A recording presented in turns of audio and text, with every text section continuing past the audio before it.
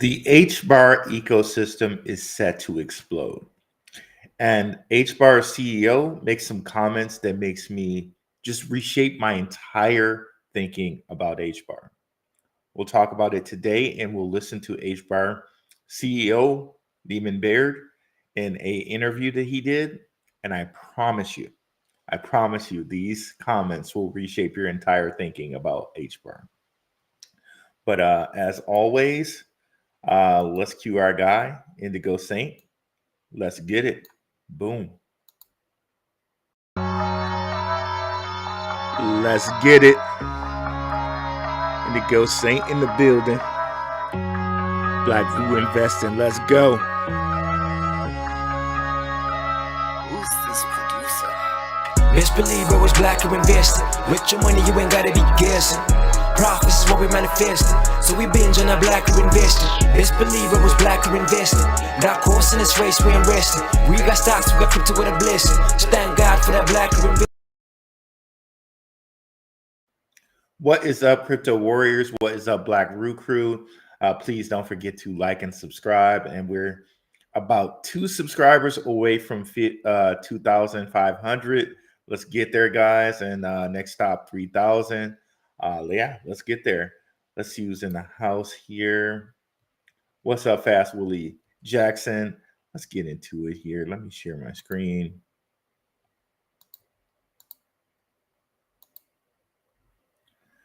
So HBAR, HBAR ecosystem is ready to explode. Hopefully you guys didn't get shook out by what happened here kind of recently. If we look at a coin like Jasmy, a lot of coins went down to their 200 EMA. This is why it's kind of good to understand charts. They did that today. If we drop down to the 4-hour, we'll see that a lot of coins kind of did a dip today. Hopefully nobody got shaken out here because it was a very, very quick dip that we had today. A very quick dip, only to get bought back up. And if you look on the day chart, it was immediately bought back up.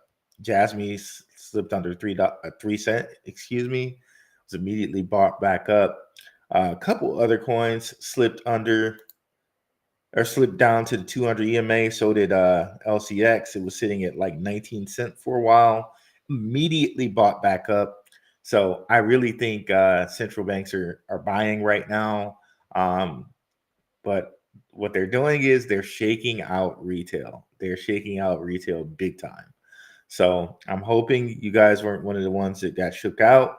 But in these coins falling down to their 200 EMA, there's some coins that are still above their 200 EMA, like well above, and just holding.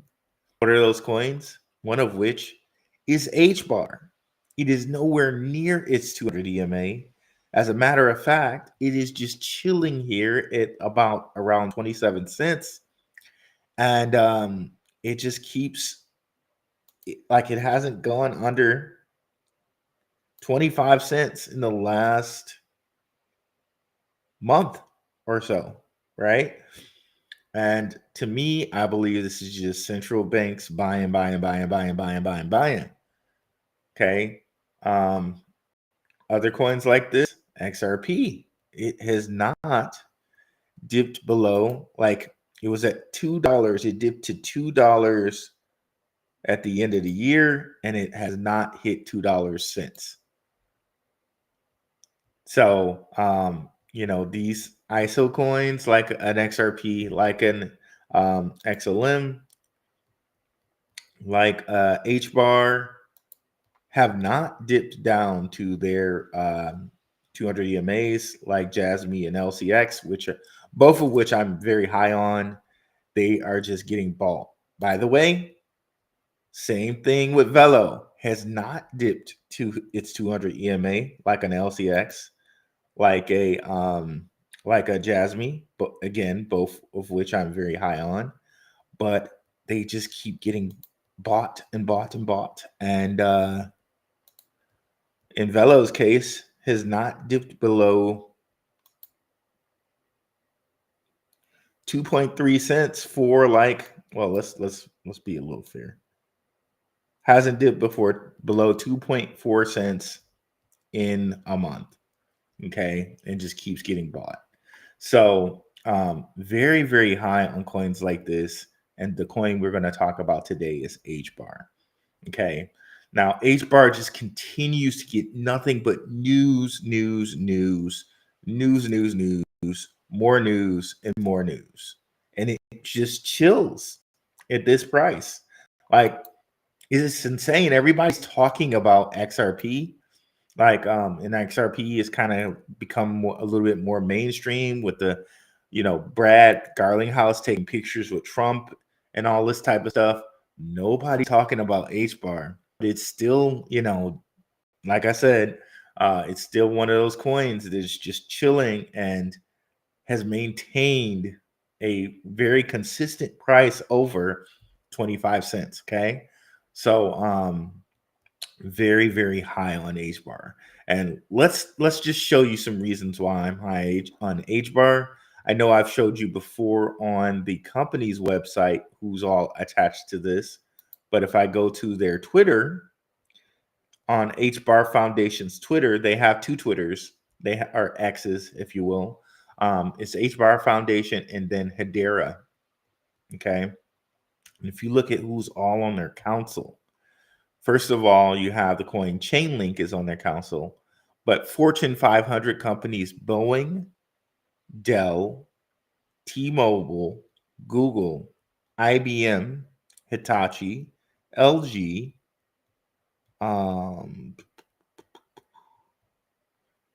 did I miss a one? Boeing? I think I might have missed one. IBM. Yeah. So all of those Fortune 500 companies, and of course, not to sneeze at companies like Aberdeen, companies like Nomura, companies like Shinhan Bank, like all of these are not to be sneezed at. And then you have Swirls, which is the CEO's company, Lehman Baird. They do all the coding on Hedera. So like a who's who of companies, right? If I told you that any two of these companies, if I said Boeing and Google was involved in a company, you would want to buy it. You would want to buy that stock immediately. But then if I told you Boeing, Dell, and IBM were involved in a company, like you would just like trip over yourself to buy it. But all of these, including T-Mobile, all of these are involved in one company. So, that in itself, just to get your hands and your head around that alone, like I really don't even need to show you anything else. I honestly don't need to show you anything else, but I am, okay? Like, video over, right? But I'm going to show you more. A part of the Mika Crypto Alliance. Hedera's there with Ripple and Apatos. Okay. And that says a lot in itself with these three companies being tied in together, right? And also that would tell you that these companies are going to be Mika ready come February, right? But wait, there's more. This is from Hedera's Twitter or X. Last month, Equity Lab, NVIDIA, and Intel unveiled Verifiable Compute, the first hardware-based solution to audit and govern AI workflows, leveraging from Hedera Consensus service to create an immutable ledger of AI computations for compatible NVIDIA GPUs and Intel CPUs. So they're going to do a hardware-based audit and govern AI ledger of these things, right? So here we are. We were talking with Stan. Shout out to Stan, a viewer, last show about AI. Okay, which I'm high on AI, but again, AI is contained in some of these cryptocurrencies, namely Hedera. And we've talked about, how hot NVIDIA has been as a stock this year. We know Intel and their relation to the Rockefeller family, right? I showed you Lawrence Rockefeller. He founded Intel, okay? So, and we know the Rockefellers and their oil money and all of this, right? But Lawrence Rockefeller was he provided the money for Intel and a lot of different tech companies, Intel and Apple. Okay, so when you're talking about these companies, you have to realize some of the families, the big families that are connected to this. Okay, and I believe the Baird family is a pretty big family itself. I have to do some more research on that before I bring that completely to you. But needless to say, we know Mr. Rockefeller here provided the venture capital for Apple and Intel. Okay. So now, but wait, there's more. So not only have we connected these guys to the Rockefeller family, to Intel, to NVIDIA, which NVIDIA, they use a lot of, all of this stuff is in Apple too, right? Not only have we connected these guys to Dell, T-Mobile, like all of these different huge companies, right? But wait, there's more. We connected them to Ripple as well, right? Let's bring BlackRock into the fold. Now, immediately when this news came out, people were flooding the news and saying there's no connection to BlackRock. But there is, because they're tokenizing BlackRock funds, because Hedera is going to be pretty big into tokenization. So Arcanex increases tokenized money market fund offerings, okay? And they're doing this by tokenizing BlackRock funds.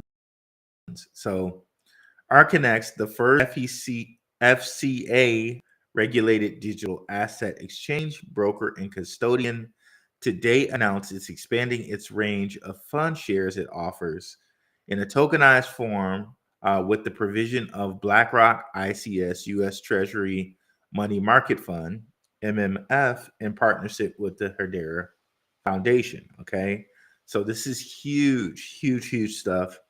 Anybody that connects to anything BlackRock, you can kind of say that they are part of the crew, if you know what I mean. Like, we already know also that HBAR is a member of the World Economic Forum. Okay, we know that Larry Fink sits on the board of executives, or the executive board of the World Economic Forum. So quid pro quo type of thing, and that there's a lot of synergy with all these different things that work with World Economic Forum. Ripple does too. Hence, we have the whole MiCA law connection thing here. So all of this stuff kind of builds on itself, right? But going back to the news that we were reading.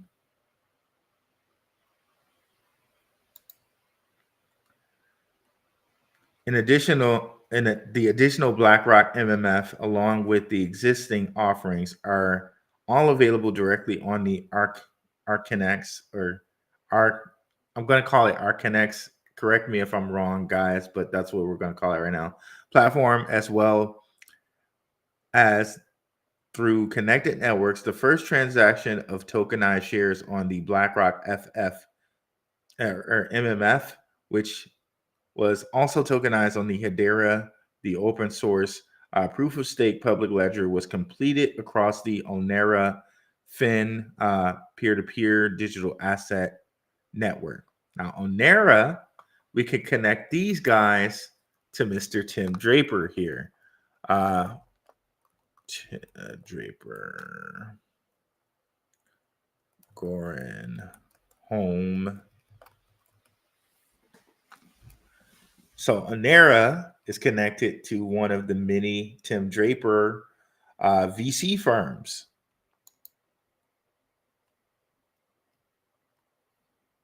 Okay, let's see if it'll pull it up here.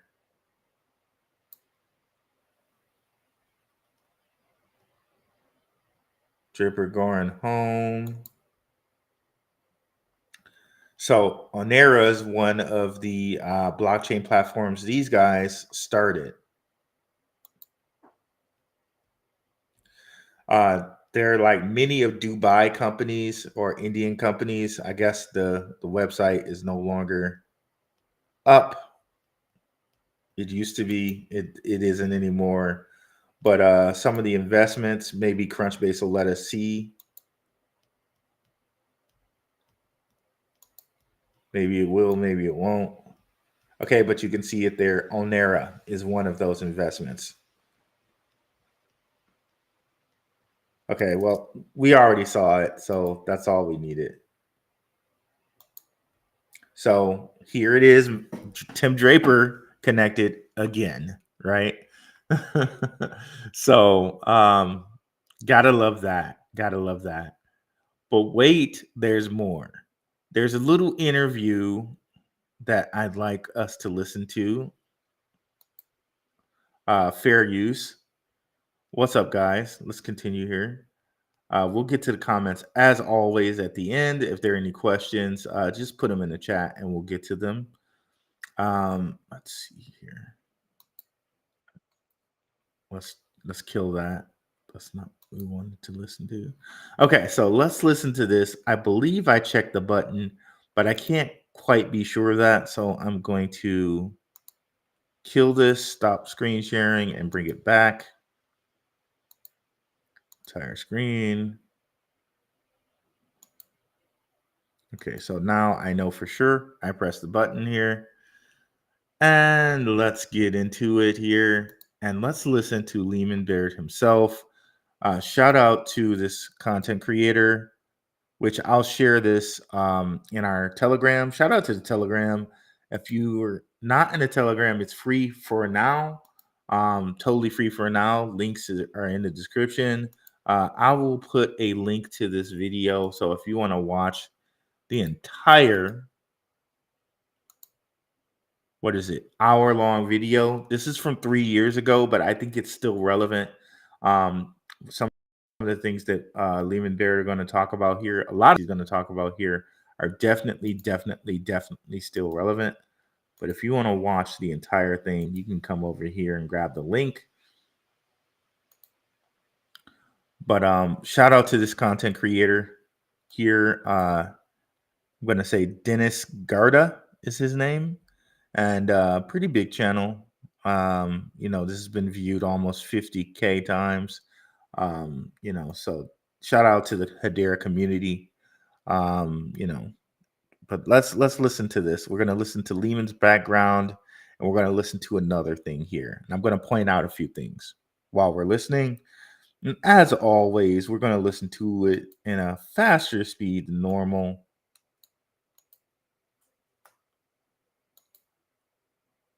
So I respect your time.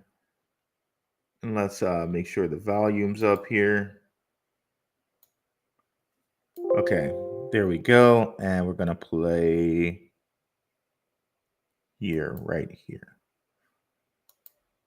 So let's go precisely. You mentioned Ethereum. So, of course, you guys have a fantastic technology powerhouse, but of course, you don't have the credit that Ethereum or even other blockchain has, like EOS or Cardano. So can you tell us, although you're not a conventional, so you define yourself in a slightly different way. So I would like to go through the differences, because I think this is very important for people listening to us. And my audience is a lot of blockchain geeks, but I would like to hear a bit about that DNA that is unique from Hedera's graph.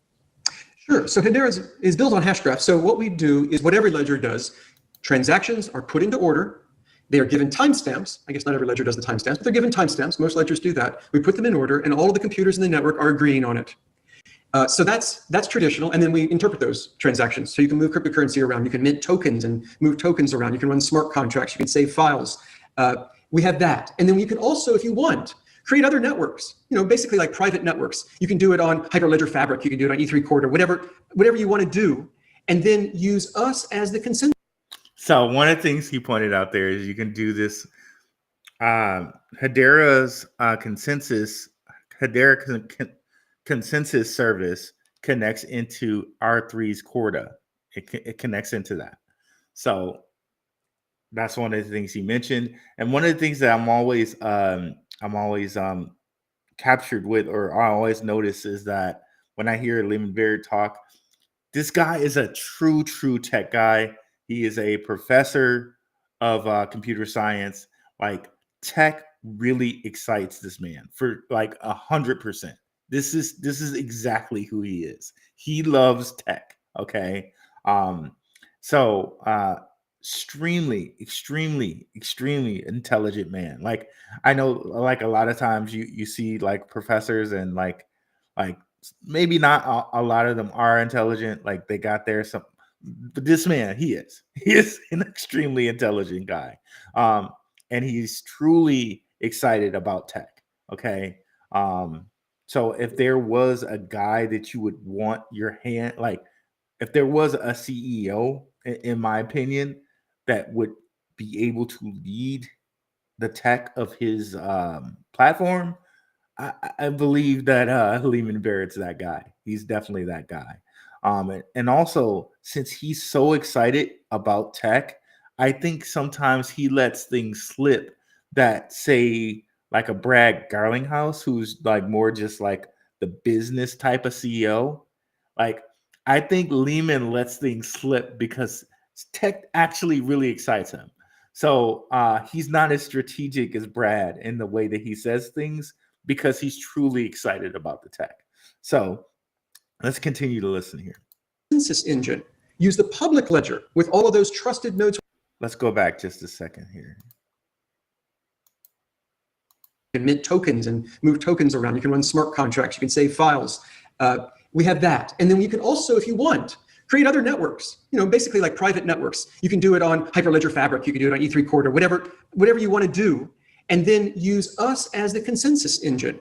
Use the public ledger with all of those trusted nodes from the public ledger doing the transaction ordering and timestamping and so on for essentially a private ledger. So it's like an L2 system, although it's slightly different from some L2 systems. It tends to be the opposite, where the information is stored off of the ledger, but all the...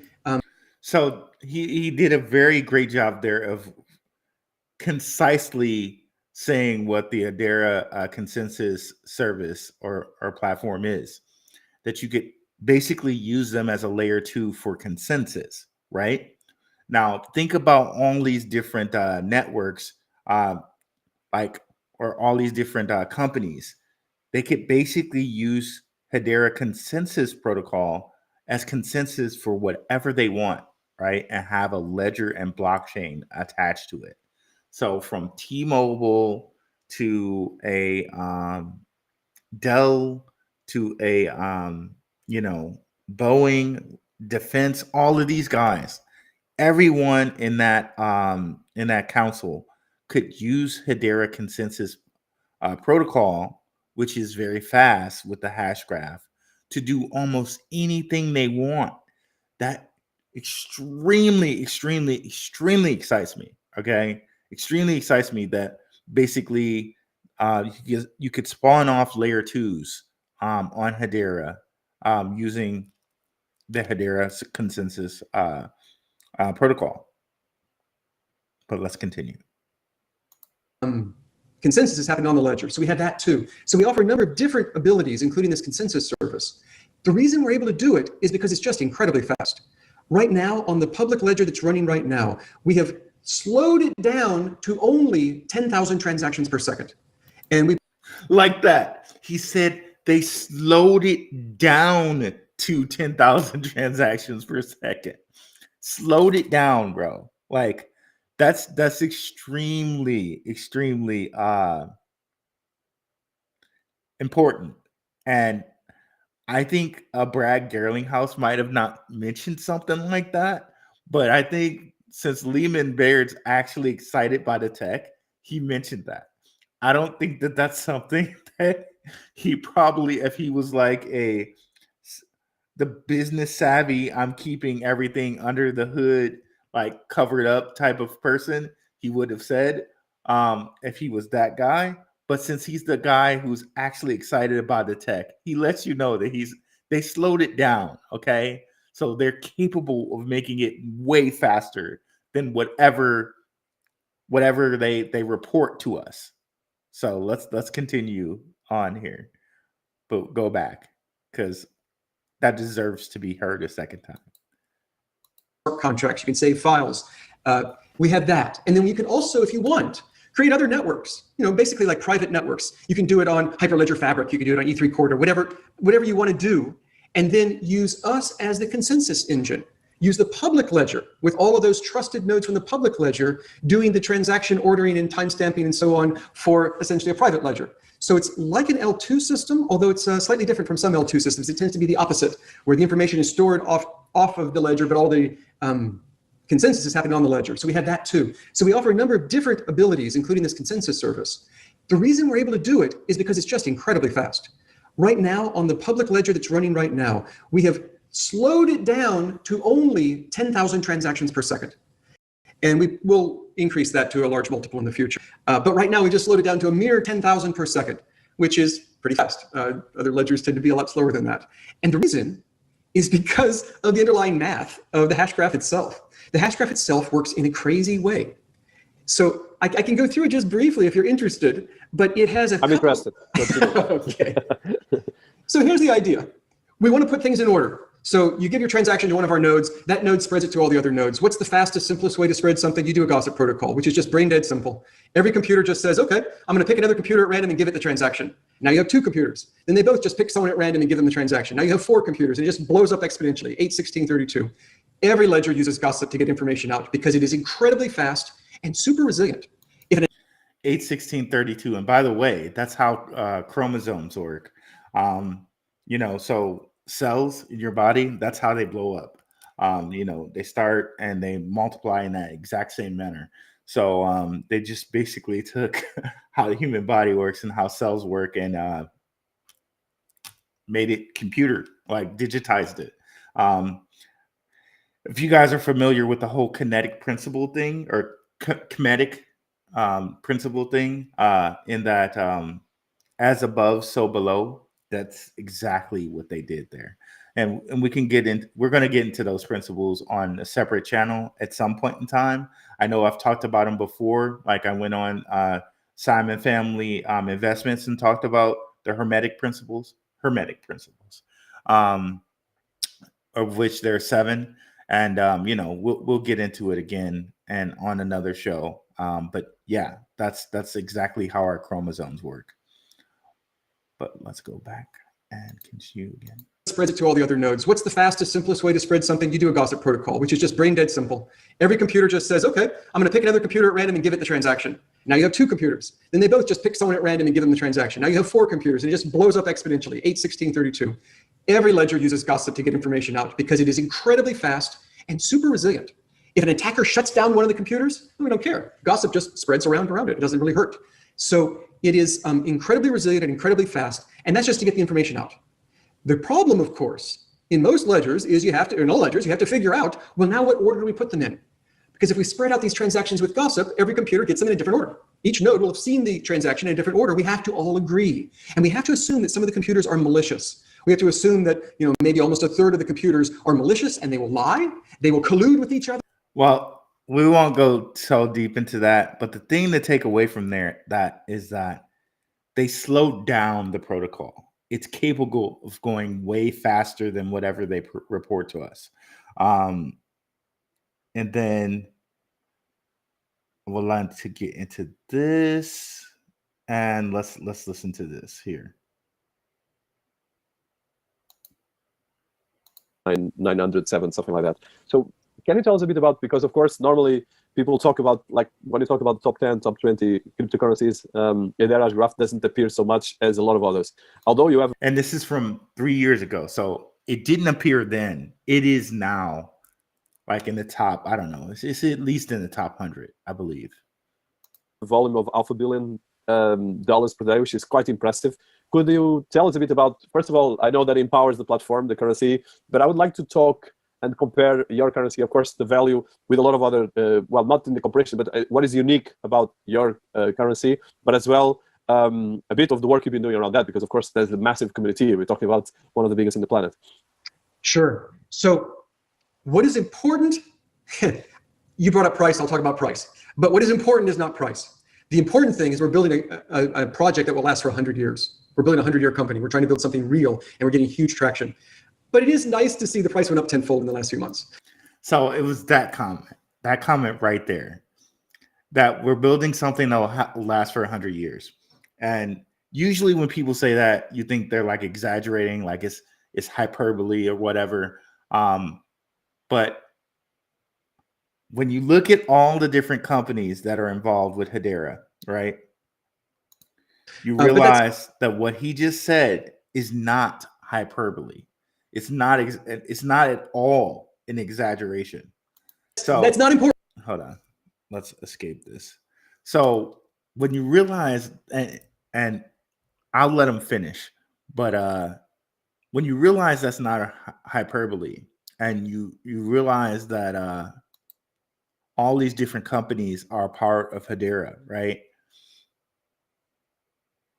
That just blew my mind a little bit, because then it's like, okay, well, I'm thinking of Hedera in a completely wrong way. Like, okay, could Hedera go to $10? Yes, I really do think that Hedera could go to $10 a coin, right?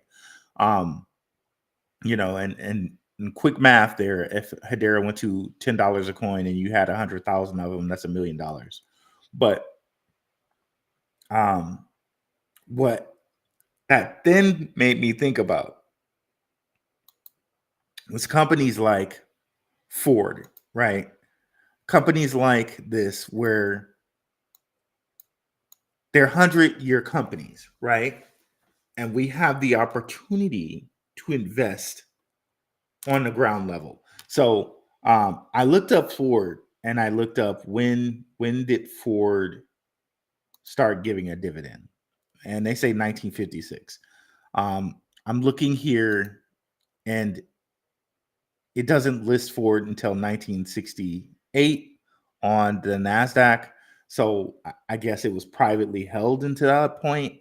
But imagine, like, okay, it was $1.73 here, and people held it basically from 68 to like 85, and it didn't go over $2 until, and I don't think you have to wait this long for Hedera and cryptocurrency.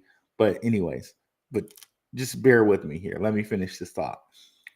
People waited 20 years to get over $2 with Ford, right? And then, we got that, right? People waited 20 years. I don't think we're going to have to wait that long.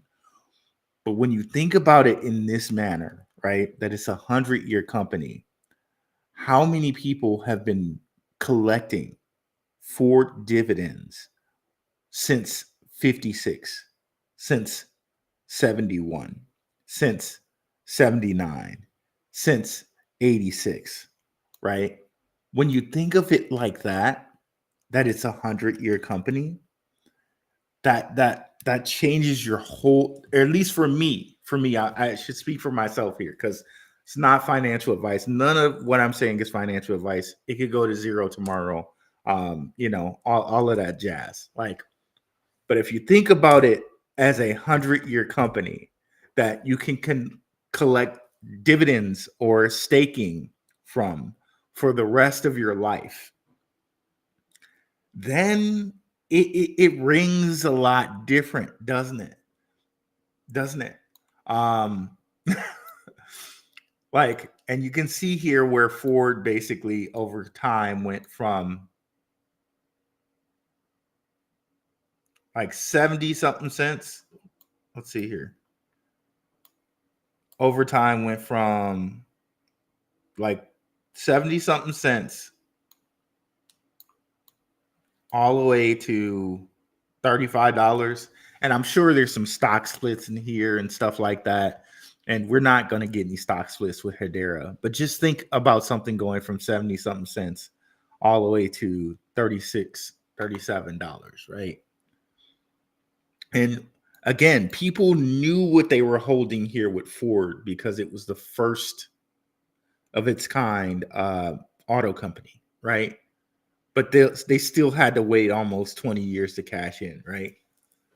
So knowing what we're holding here with Hedera, with all these members on its council, right? That's like a whole new way of thinking about it, for me at least.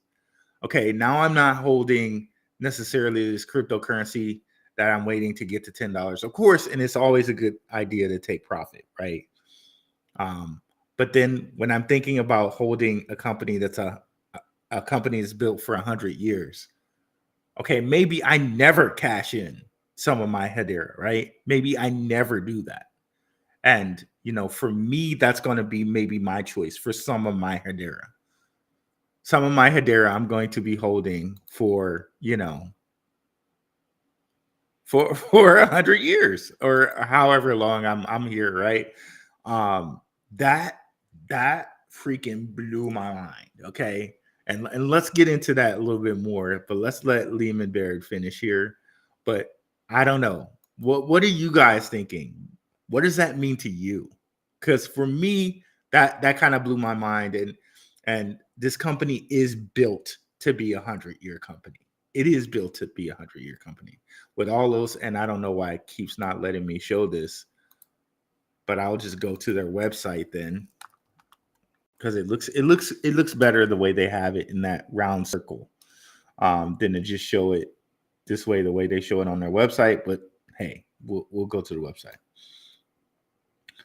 Yeah, with all of these companies on board, it's definitely built for 100 years. It's definitely built for 100 years. So yeah, that just changed my whole way of thinking with Hedera.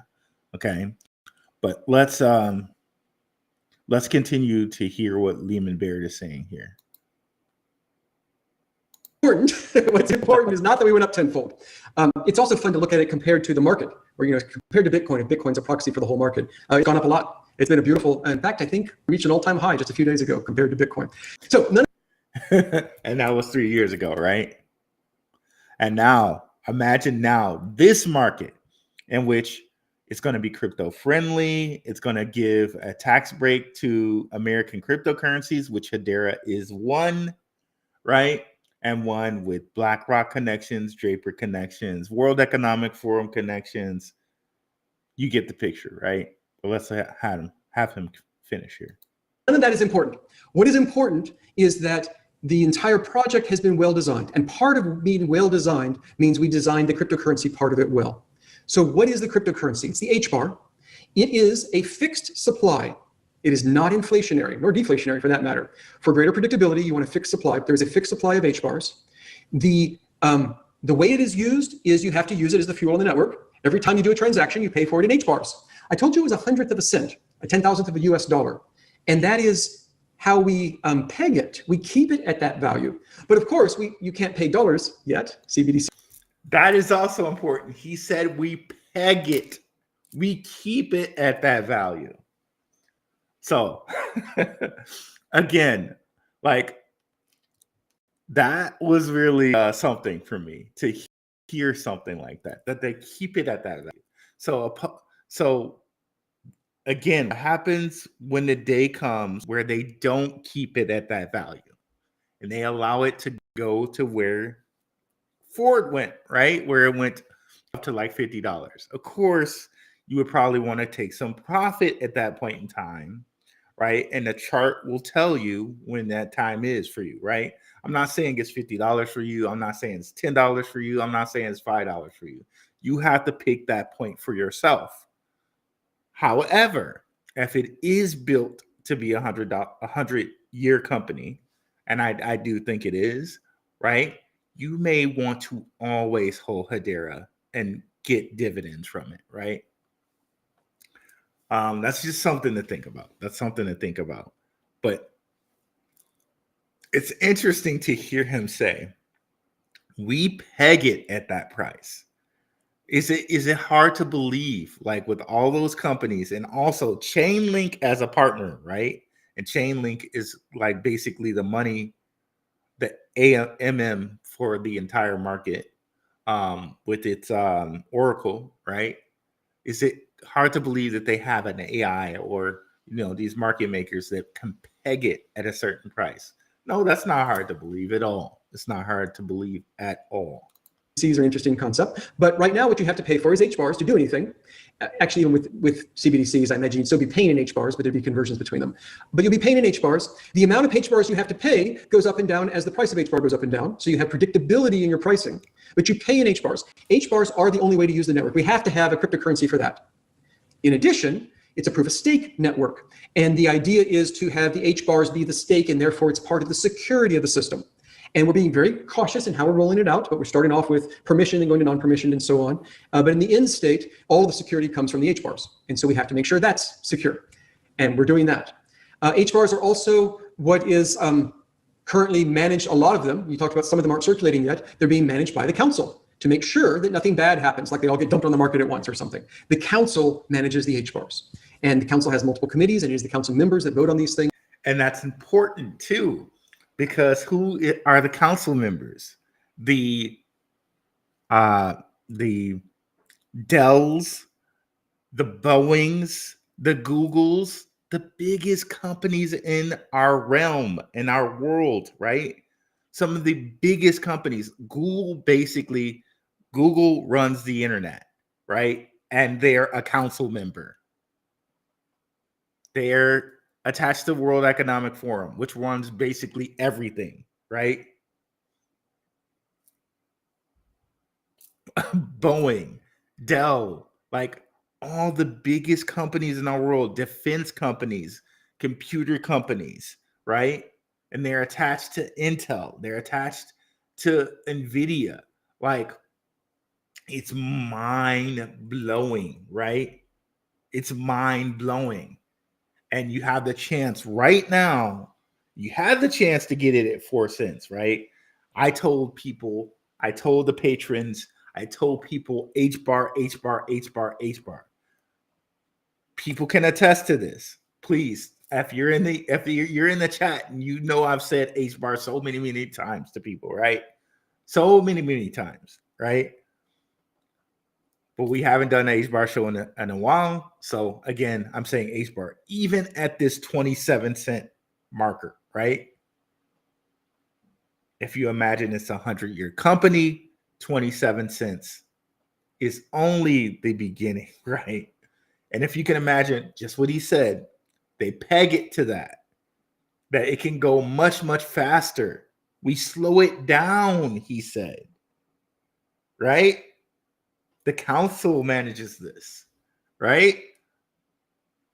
And they ensure that we're doing the right things with them. So that's what I can say about HBARs. They're on lots of exchanges, I don't know, 40 exchanges or something. If you go to Hedera if you go to hedera.com/guide, it has a list of all the different exchanges and all the different wallets and all the different custody services and all that stuff. So all these links during the interview, and it's really, of course, it's one of the major ones. So one of the things that actually brought us to this interview, and then coming back to NFTs, I didn't mention that when I asked, but I want to touch that. It was that. Okay, so that's what we wanted to hit there, and those are like the biggest points that I took away from this thing. I didn't watch the entire thing, but I think you guys should definitely come watch the entire thing. He also gives us, like he just mentioned there, some links to things lower in the interview here about Hedera, Crunchbase, about Swirls, Lehman Bear's company Swirls that does all the coding for Hedera. But just those few things there really stuck out to me. Let's see here. Is there anything else? We can listen probably to ecosystems. I haven't listened to this, so this will be my first time listening to this part, ecosystems. Yeah, I think that's the only thing I want us to listen to at the moment.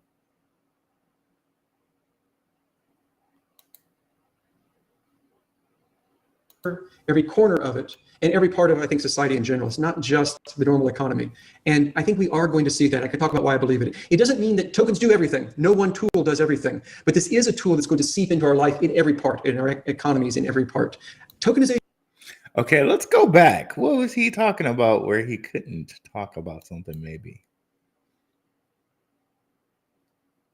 But it's lower. Or you can do it at the native layer, which is more limited. All right, we're going to listen to NFTs too. Future tokenization, maybe not. But let's listen to this here. Actually, almost all of them are trying to do this, especially I've been studying a couple of them. So in terms of what you've been doing, especially in the areas of tokenization, you mentioned, of course, DLA Piper, but in terms of art and other things, are you doing this mostly from a platform perspective, from a transaction perspective? If you could give some specific examples, and if you are doing something in the area of NFTs or similar solutions. Yes. So when I said DLA is doing tokens, it's NFTs. NFTs are incredibly exciting. I would love to talk about how I think it's going to change the world. It's taken off very, very fast this year. So what we did is that we had a number of services that we've rolled out to the world. The latest one we did, which was a few months ago, was our token service. And so we have. Now you see, this man is honestly excited about NFTs. Now, again, when we talk about NFTs, do not be fooled about the whole little penguin stuff. That is to misdirect and red herring you. What NFTs truly are is tokenization. That is NFTs. But it's so powerful, they had to create little pudgy penguins to misdirect you about how actually powerful NFTs are. As a matter of fact, you can think of our social security numbers as almost a tokenization of us as a human being. Okay? So think about that. Like, your social security number tokenizes your life pretty much. This is the power of an NFT. You can tokenize an entire life.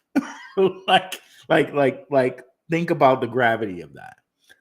This is exactly what an NFT is, pretty much. So you can tokenize so much stuff, and he's going to get into it here. You have fungible tokens, you can do non-fungible tokens, and it runs at the speed of the native layer. You don't have to use a smart contract. You can if you want, but smart contracts are slower. It runs, but you can do tokens at the native layer, so they're extra fast. And we have enormous traction on this. A lot of people are interested in doing fungible tokens, non-fungible tokens at the native layer speeds. In addition to that, you could, if you wanted to, do them in a smart contract, which is somewhat slower but more flexible, or you can also get the best of both worlds. And we have people working with us for that as well. Instead of using the token service, use the consensus service. The consensus service lets you run your own network or have a group of people running a network, either way, whose consensus is being done by Hedera. And then you can write a program that does anything you want. You can do NFTs or whatever else you want with infinite flexibility, write in any language you want, and it will run at the speed of the native layer. So it's all three that we're doing for NFTs. You can do a smart contract, which gives you infinite flexibility, Turing complete, but is slower, or you can do it at the native layer, which is more limited, but runs right at the speed of the native layer. Or you can do it the best of both worlds and use the consensus service and run at the speed of the native layer, but have the flexibility of a smart contract. So it's Turing complete, can do anything, but it runs at the speed of the native layer. And you can do all three of these. And we're having people do all three of these. In fact, the bottom two of these that I said, the fast ones are so good, not very many people are even doing the smart contract version. In fact, Hero, TuneFM, yes, they're jam tokens. They've even moved it to being at the token service rather than the smart contracts because it's so much faster. So we have all three ways of doing tokens.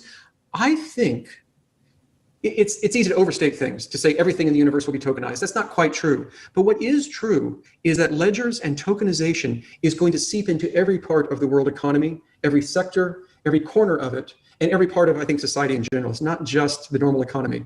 And I think we are going to see that. I can talk about why I believe it. It doesn't mean that tokens do everything. No one tool does everything. But this is a tool that's going to seep into our life in every part, in our economies in every part. Tokenization is a big deal. And you mentioned identity. I haven't even talked about identity, but we have people doing that as well. I think identity is also going to be a big deal. 2021 maybe is the year where tokens are truly changing. Again, tokenized identity is like our social security numbers. You can tokenize an entire human life.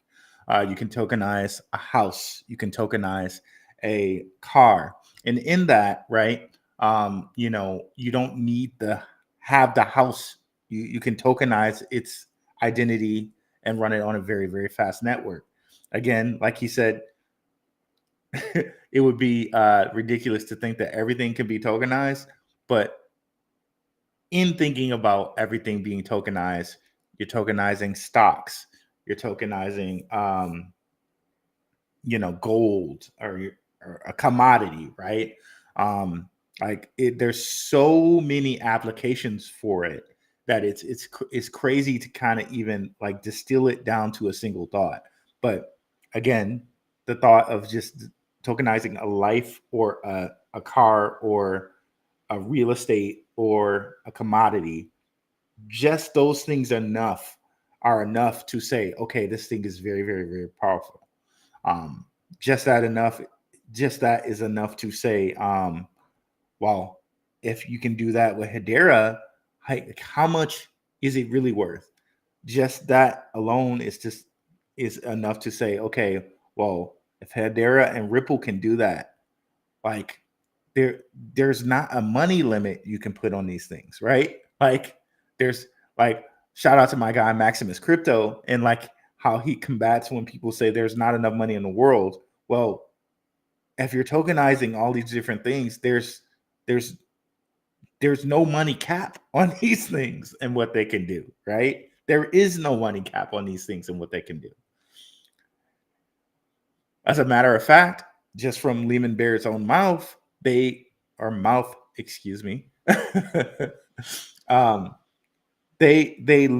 the price of Hedera right now. They're limiting it. I think they're limiting the price of Ripple as well. So yeah, but anyways, that's speculation on my part. I just want to put that out. But he did say it out of his mouth. So it's a little bit more than speculation because he said it. Okay. But let's continue. Changing the world. I hope that identity is going to be not too far behind. There's lots of identity projects right now, and I'm hoping that they will have some of the stature that NFTs have right now in the near future. This is exciting times. So I want to touch one thing in terms of. He was being cautious. He was being cautious there. He knows more about tokenized identity than he actually said there. He was being cautious. He did not let his excitement get to him there, but that was interesting. He knows more than what he was saying there. He just stopped short of telling us something he shouldn't have said. Of it. And every part of, I think, society in general. It's not just the normal economy. I think we are going to see that. I can talk about why I believe it. It doesn't mean that tokens do everything. No one tool does everything. But this is a tool that's going to seep into our life in every part, in our economies in every part. Tokenization is a big deal.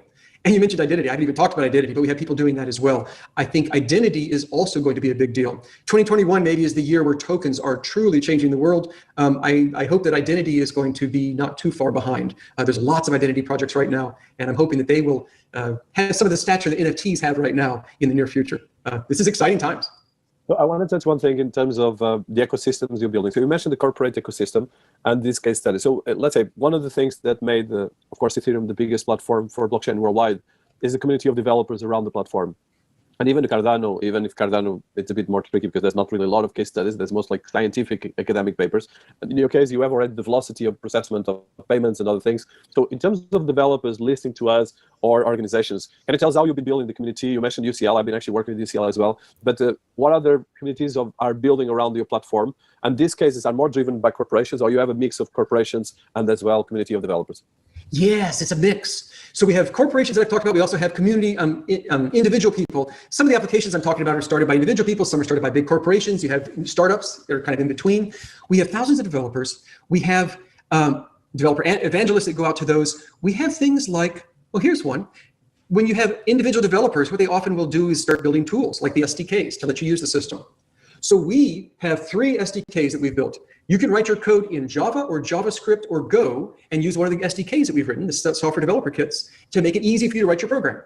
Or you can use one of multiple SDKs in multiple other languages that have just been developed by the community. Rust and lots of other languages. They just said, we want an SDK in that. And the community on its own did it. And now the community is building apps using the SDKs that were built by the community. It's community to community. In the very early days, features were things that we made up and we implemented. But nowadays, we have the HIP process, the Hedera improvement process. These are like the internet RFPs, or this is, anyway, these are ways that the community can propose changes. And we have those now that the community has proposed things, the community talked about it. There might have been a few people that were employees of big corporations, but basically these were just all individual people, just people that were into the ledger space. And they made good suggestions, then they debated it, and then the HIPs were actually approved. There's several HIPs that have been approved. was involved in one of them. HIP 15 I was involved in, which was checksums, kind of fun. But the community had lots of things to say about it, and it changed and it evolved as the community did it. It's approved, it's now an official HIP. And so community is building things like wallets. There's a whole bunch of them, custody services, all sorts of infrastructure things. And the community now. It makes me laugh how like he's honestly energized about a HIP. Like this guy is like really enjoys technology. Like really does. Like God bless him. God bless him. But this is exactly like what you would want to see out of someone who's leading a tech project, a company that would survive for 100 years. Seems like it's in good hands. So let's see here. All right, let's get to our comments. We're probably going to go over an hour again with this show too. That's fine. I see Max in the house. But yeah, bro, like yeah, I think we're missing it if we're thinking Hedera's just this like, okay, well, Hedera's just gonna go to $10 and I'm gonna cash out and I'll be done with it, right? You're holding Ford or AT&T right now. That's what Hedera is. It's a 100-year company in your hands at 27 cents. Or some of the Black Root crew, some of the Patreon people, right? For 4 cents or 8 cents. I can't remember when we first got into HBAR. I don't know. Let me see. Let me look at the price here. I can't remember when we first did get into this. But they shook us. They shook us, right? I think I first got in at like 8 cents or something like that. But when it went down here to 5 and 4 cents, a lot of people got out. And I'm like, man, HBAR, I'm telling you, bro, like, don't let them shake you out. Don't let them shake you out. And then, boom, right? They have the ability. He just said it, right? He said it out of his mouth right there, right? We cap it to a price, right? They had the ability. So, this is speculation again on my part. I should point that out. I really think they shook a lot of people out here. But again, when they know that they're developing a company for 100 years, they can do this, right? And that's what they did. And within a few days, boom, money comes right back into the project. Of course, because you got T-Mobile and others, Dell, Google, Boeing, some of the world's Fortune 500 companies. Some of these companies might be NASDAQ 100 companies, to be honest. I think Google is for sure a NASDAQ 100 company, meaning BlackRock and State Street and Vanguard own pieces of Google, right? But I digress. Money comes, boom, right back in, and now it's over 27 cents when people could have had it at 4. But don't be fooled here. 27 cents. If you get it at 27 cents, or not financial advice, I'm just saying what I'm doing with my portfolio. Me buying this at 27 cents is tantamount to me buying Ford at 73 for me. For me, that's what it is to me. After hearing him say what he said, and I've heard him say that before, right? But it just hit different. It hit different after doing this research, right? It really, really hit different after doing this research. Like, okay, then what I'm holding is Ford.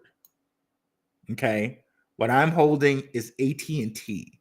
I'm holding something that's going to survive 400 years and give me dividends for as long as I hold it, right? And as the price increases, all the dividends that I'm getting right now, so all of Hedera that they're paying me right now to hold is eventually going to be a $50 thing or a $10 thing. Think of it that way too. Like, so every bit of Hedera I'm getting paid to hold it is eventually going to be $10. So every one that I'm getting paid now is eventually going to be $10. Doesn't that excite you? I don't know. It excites me. It excites me, bro. It excites me.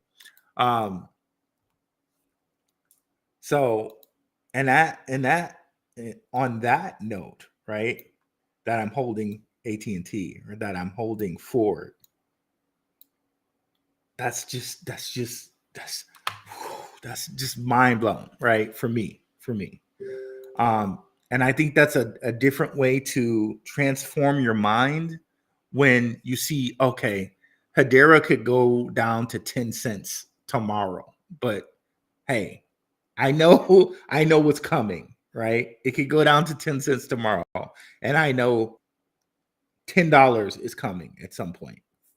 $5 is coming at some point because it is a 100-year company built to last, built to be the next AT&T, the next Ford, with or the next Intel, right? Because we have those people partnering with it. We have those people, in the room with Hedera. And we've looked at Intel before, where it goes all the way back to 73 and went from pennies, right? I'm holding Intel right now with Hedera. Went from 12 cents, which Hedera was at like 12 cents, 4 cents, 20 something cents. I'm holding Intel right now, which went from 12 cents to $70. Okay. That's what's in my hand. That's why which Intel did, if Hedera went from $1 back down to like 54, 35 cents, I'm not going to get shaken out, because what I'm looking for, what I know is coming, is this here. Okay. Is that clear? And this is my own journey. I'm not telling you to not look at the chart, where you might look at the chart and see, okay, well, it's at $1, and chart wise, up the dollar, it's oversold now, and it's going to come back down at some point. So I'm going to maybe. This is up to you to do. I'm not telling you to do this, okay? Black Rou's not telling you to do this. I'm just saying this might be my strategy, right? If it goes all the way up to $1 and I see, oh, well, it's overbought here. It's up at $1. It's overbought. Okay, I might decide to sell then and wait till it's down here and say, oh, well, okay, maybe I'm gonna hop back in now. That might be something I might do. Or maybe I might just say, okay, I'm just going to stand pat and just hold and wait for the $10. I'm not going to do the whole game where it's oversold, overbought. I'm not doing that. I'm just going to stand pat and wait for the $10. That's up to you to decide. That's up for you to choose if you're going to do that with your portfolio. Okay. However, again, now looking at it with this mindset, it going from 26 cents to $1 back down to 35 is not going to bother me in the least, because what I'm preparing for is the $10. Okay. So I hope I'm clear when I say that. This is me and my portfolio journey. So you have to decide to you what works for you. Okay. 109. Gotta love that 19 number, right? 1 and a 9 there. What's up, bro? First a comment. Let's go. What's up, Fast Willie Jackson? What's up, Brand G? What's good? You put me on to HBAR Monk's back 100%. So there it is. Y'all can tell I'm not lying with that. Brand G is here to witness 100%. Are all the ISO projects being suppressed? If so, why? And we just kind of got into that, right? I believe they're being this is just my belief. This is speculation on my part. They're being suppressed because the longest they can suppress these things, again, they know that we're people and we don't have as much money as they do, right? The longer they can string these things out, let's look at it, Intel, right? They strung this thing out for about 27 years. Like, I don't think we're gonna have to wait that long. But again, look at XRP, right? They've strung that thing out now for 11 years. They strung this out for, again, like 27 years. Beginning in 91, it finally went over $2 a coin. And who knows if there was some splits or something in here. I don't know. I can't say. I'm not going to look that up at the moment in time, at this moment in time. But basically, if you held from 73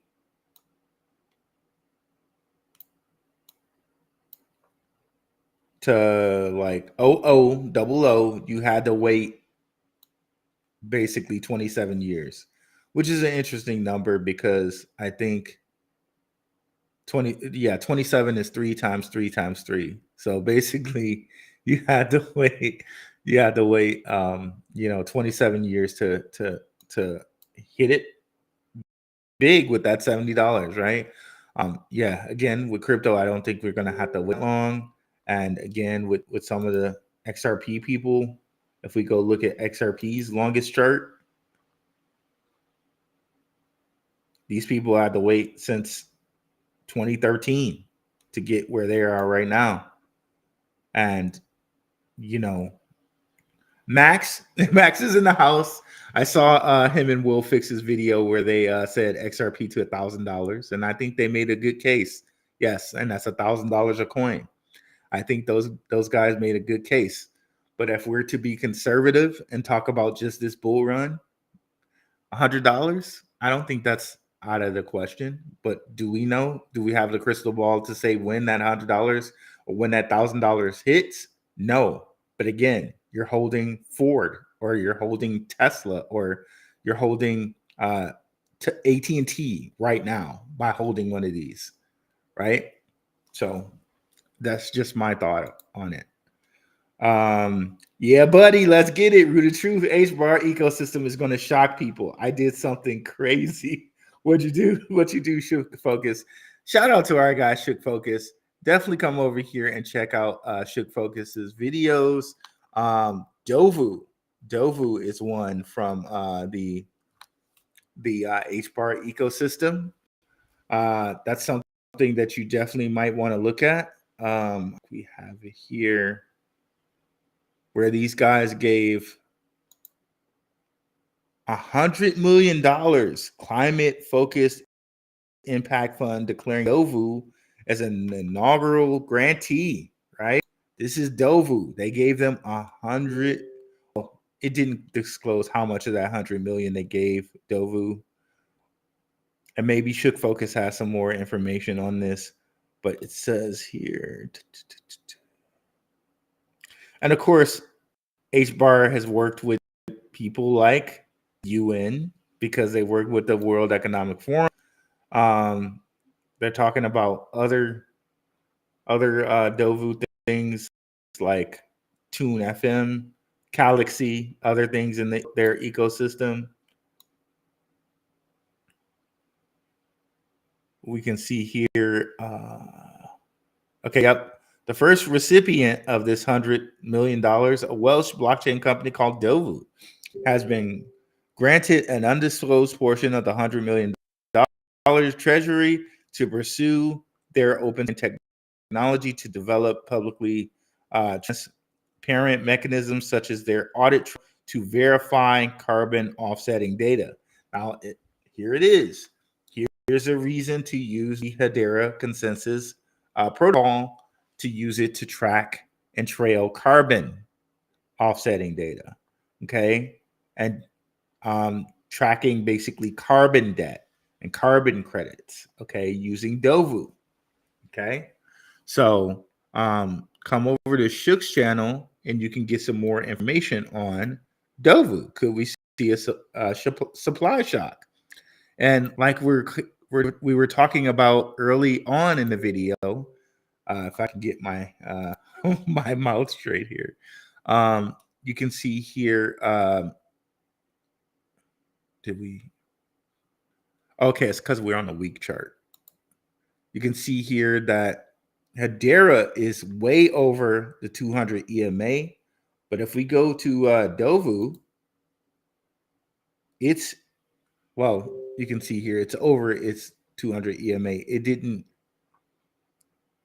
really fall back to it yet, but you can see here it's bouncing up after falling to its low here in October or November. Like after Trump came through, everything went up. So after Trump, all the boats have risen, if you will, and Dovu looks like it's really poised. It just hit that golden cross right here, December 19th, in which the 50 EMA crossed the 200 EMA, and it's looking pretty good. It's looking pretty good. A lot of the ecosystem is looking good. There's Sauce looking, again, pretty much like Dovu here. But again, I think you might want to own some Hedera. It would be the Ford or the AT&T or the Intel of the system, if you will. But of course, let's not forget about things like Dovu. And again, come over here and check out my guy Shook. His last couple videos were on Onyx Coin, but he does have Dovu videos right here. So, I just wanted to mention it here, and I wanted to refer you guys to Shook's work here. Definitely go give my guy a like and subscribe.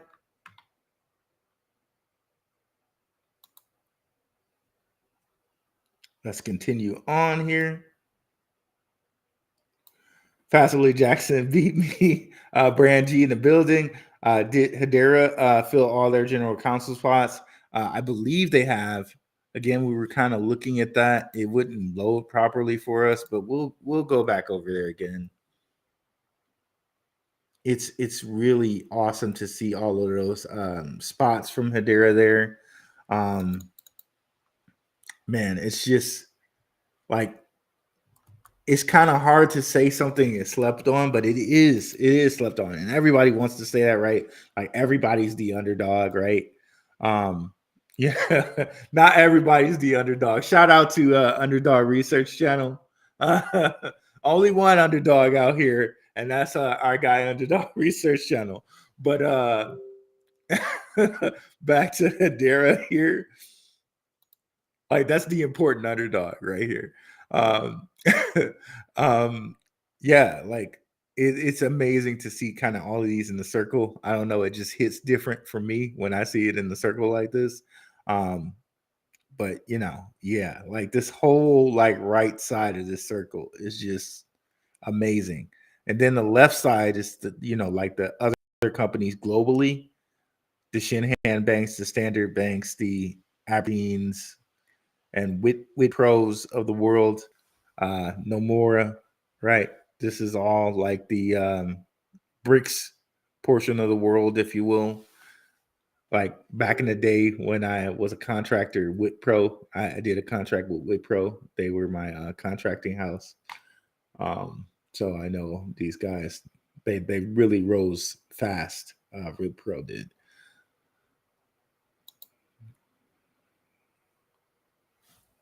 So yeah, I think they're all filled, but like really that council to me represents like, okay, you're gonna get a slice of the next, because remember, they're owned and governed by that council, right?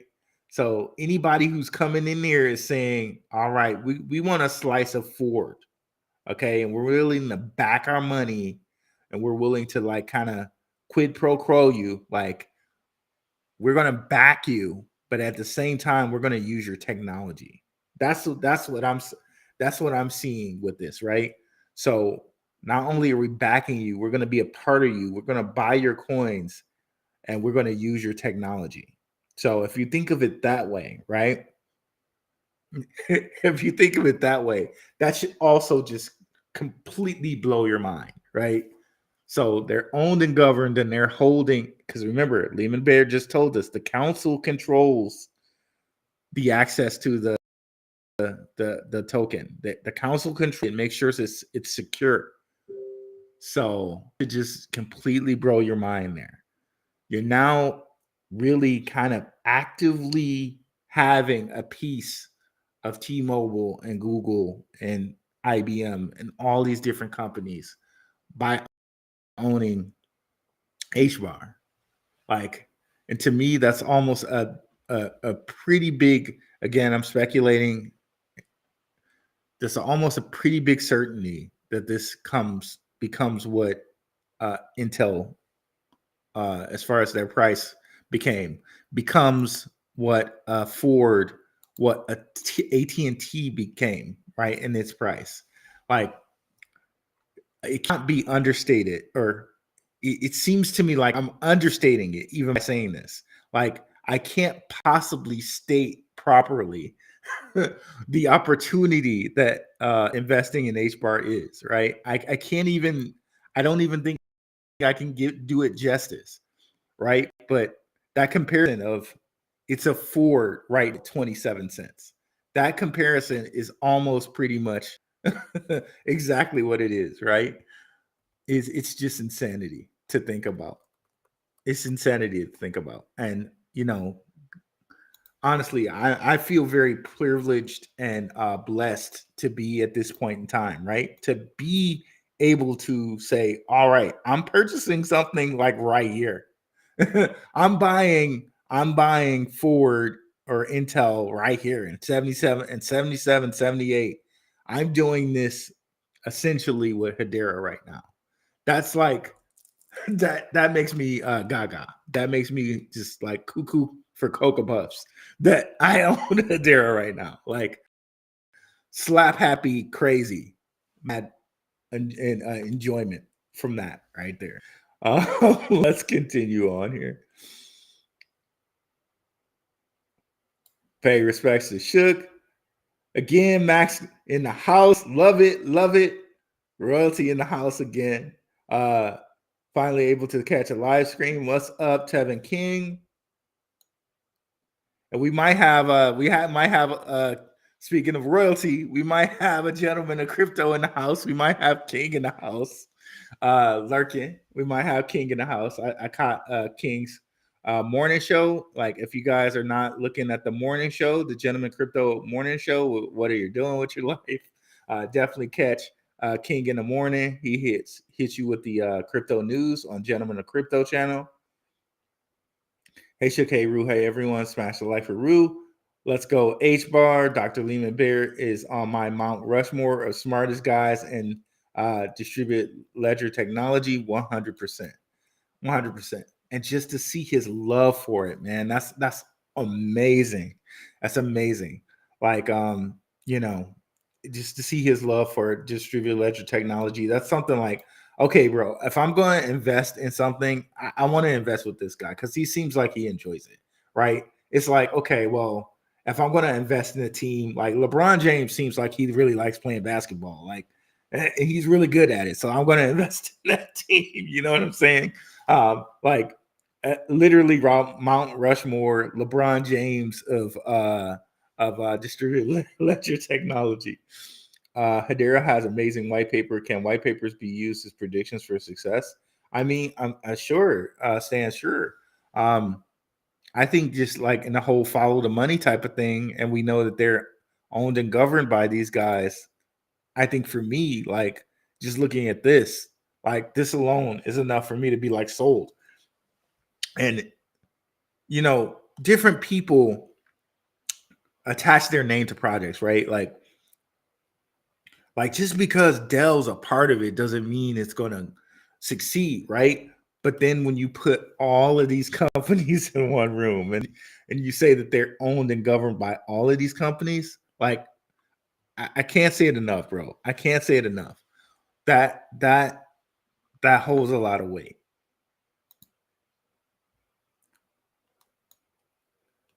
Dr. Lehman Baird and I have two things in common. We both love Hedera, and we both have dark circles under our eyes. I noticed that too. I noticed the dark circles, bro. Like, yeah, I'm there too, bro. With the raccoon eyes. I try to do the skincare routine, but it's only so far, bro. It's only so far you can go. I 100%, bro. 100%. You're in good company. You're in good company. What's up, Marie Villas? What's going on, Marie? Thanks for coming through. Faithful watcher. Appreciate that. Max Payer respects. Oh, Moonfeather in the house too. What's going on? Who is this? John, this dude. 100%. 100%. What's up, Phantom Beat?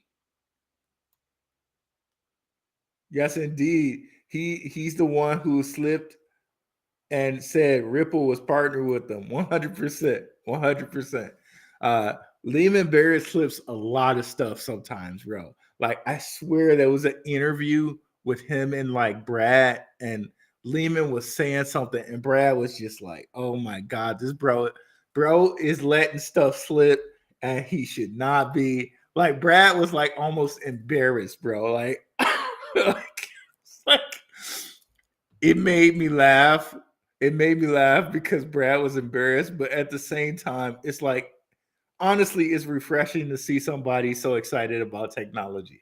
Like, it's refreshing to see that. What's up, Maximus Crypto? Yes, smash the likes.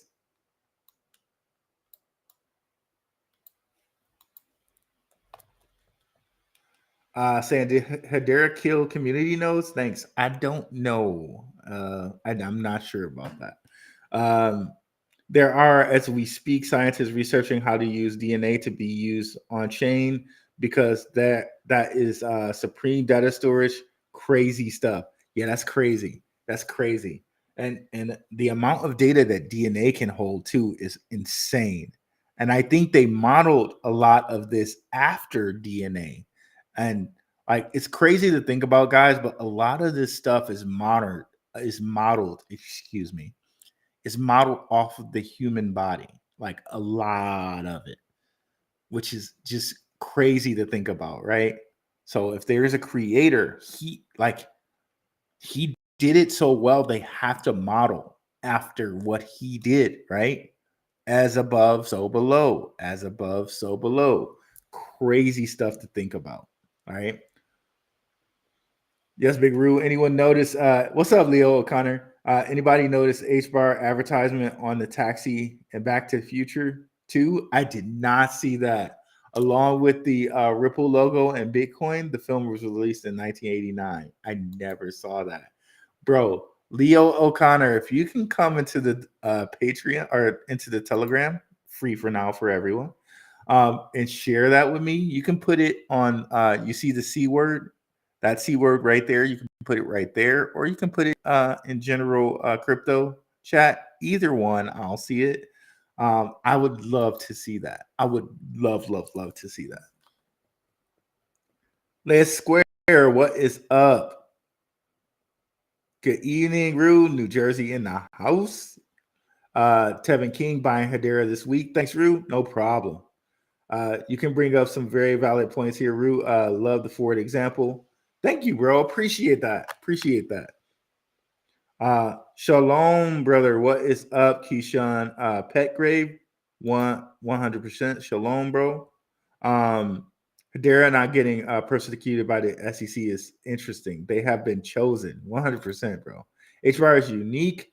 You right. It will be one of the last standing cryptos after regulations. All these ISO 20022 CEOs are connected to government agencies, 100%. Like, I swear I've seen the Baird family connected to like JP Morgan or something like that. Don't quote me on that. I'm going to have to get the research together, and we'll do something like we did with the Drapers. If I can find it on the Baird family. But yeah, don't quote me on that. But there we go. 100%. Charles Hoskinson partnering with Hedera. It's very interesting that they are partnering with Hedera. Charles Hoskinson used to down Hedera every second he got. He said Hedera is not even blockchain, which is true because it's hash graph. But the way he said it and the tone in which he said it was almost as if Hedera was just like fake or faux stuff. It's very interesting. And Charles has done this stuff before, and I'm not lying on him. He used to down Hedera every second he got. It's very interesting. And now he's partnering with them. It's so interesting to see people do that, right? It's almost as if they were misdirecting you, right? It's very interesting to one day be bad mouthing some project, and then the next day to be partnering with them. It's so strange. He also said the same thing with XRP. Like, I'm done with XRP. I'm not going to talk about them anymore. The community's toxic. And then the next day he's partnering with them. It's so interesting to see that. And one must question when someone does that. Like, is that now a source of information you can trust? And I've seen content creators do this too. One day I'm done with this. I'm selling all my this. And then the next day, they're talking about it again. One must question when someone does that. Is this a source of information I can trust? Or at the very least, now I must fact check everything that this source of information says because I can't trust you. Just a little food for thought. I'm not really singling anybody out, but using Charles as an example, right? That, when a source of information does this, can you trust it? Or now you must fact check everything that comes from it. Just saying. Shout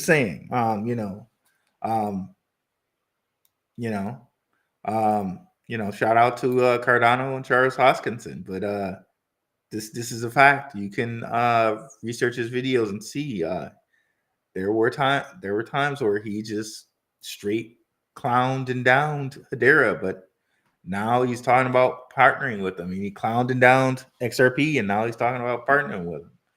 Pretty strange, huh? How high can it go this cycle? You know what? I mean, $10, is that out of the realm of possibility? I don't think so. Same thing with the LCX, and they're sort of kind of at the same price, right? But when you think about the things that Era is doing, and like Monty Metzger is a really good CEO, but as far as like Monty and Lehman Baird, like who has more like computer science knowledge, I think even Monty would say this himself, right? That you'd have to say it's Lehman Baird, right?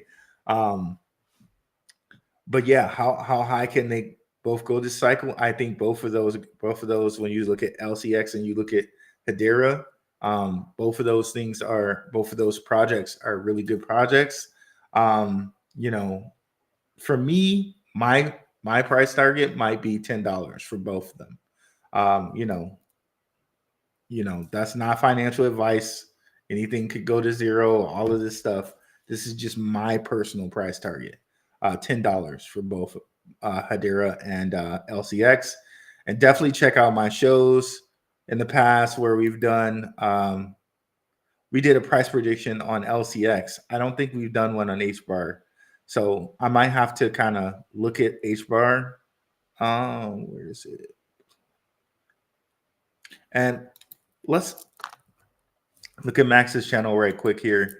Definitely check out Max's channel. I watched this video here, $1,000 XRP or higher. I really enjoyed this video. I enjoy all of Max's videos, to be honest with you guys. And this is why I do collaborations with the man. But I just want to point this out. Really good watch. Him and Will Fix here. definitely go check that out. Also want to point out our guy, Underdog Research Channel. He and Indigo Saint. Love watching Underdog Research's channel. He's focusing on Hoppy at the moment. But we did Swift research with Underdog Research Channel and Shook Focus Digital. And you can see we did an offline a couple months ago. We need to get back to doing these offlines, Underdog Research Channel. So whenever you get a chance, bro, hit me up, or I'll have to hit you up either way. But yeah, what was I going to? My videos. So yeah, we did an LCX price prediction, and we mentioned a couple of things to you, and I think we did it in a pretty creative way with the LCX price prediction. So we might have to do one for Hedera. But just off the top of my head, $10 does not seem like out of the realm of possibility. But yeah, where is the LCX price prediction we did? Excuse me, I think it was a live. Oh, YouTube Studio just went out on me there. But we've been getting a lot of viewership lately. Mad thanks to you guys. Shout out to you guys. So many subscribers lately. So many people watching the videos. Just definitely like and subscribe and share to people. Our XRPO did over 1,000 views. That's a lot for my channel. And as we continue to grow here, I hope all of them are 1,000 views and more. But yeah, we'll continue to hit you guys with the great content. Just continue to share, like, and subscribe. That's the best way, even more than super chats, which we love super chats too. Definitely give those if you can, or join the Patreon, but definitely share us around, guys. Definitely share us around. Let's go back here. Ruel speaking nothing but facts. What is up, Kid Grabo? Hope you're good. Maximus Biggs every videos too. What's up, David Middleton? I've been lettering into HBAR since about a week ago. Thanks, Leo. Appreciate it, brother. You can use NFTs to make wills and contracts 100%. And that's what Lehman Barrett was going into a little bit with, like, you can connect it to a smart contract. You can think of smart contracts kind of as like if you make I'm a programmer guy, so like they're conditional functions you can make, like if this, then that will happen. So basically it's just a contract you put out there and you put conditions on it. And if those conditions are met, then that thing just happens, right? That's what a smart contract is. But it's digital, right?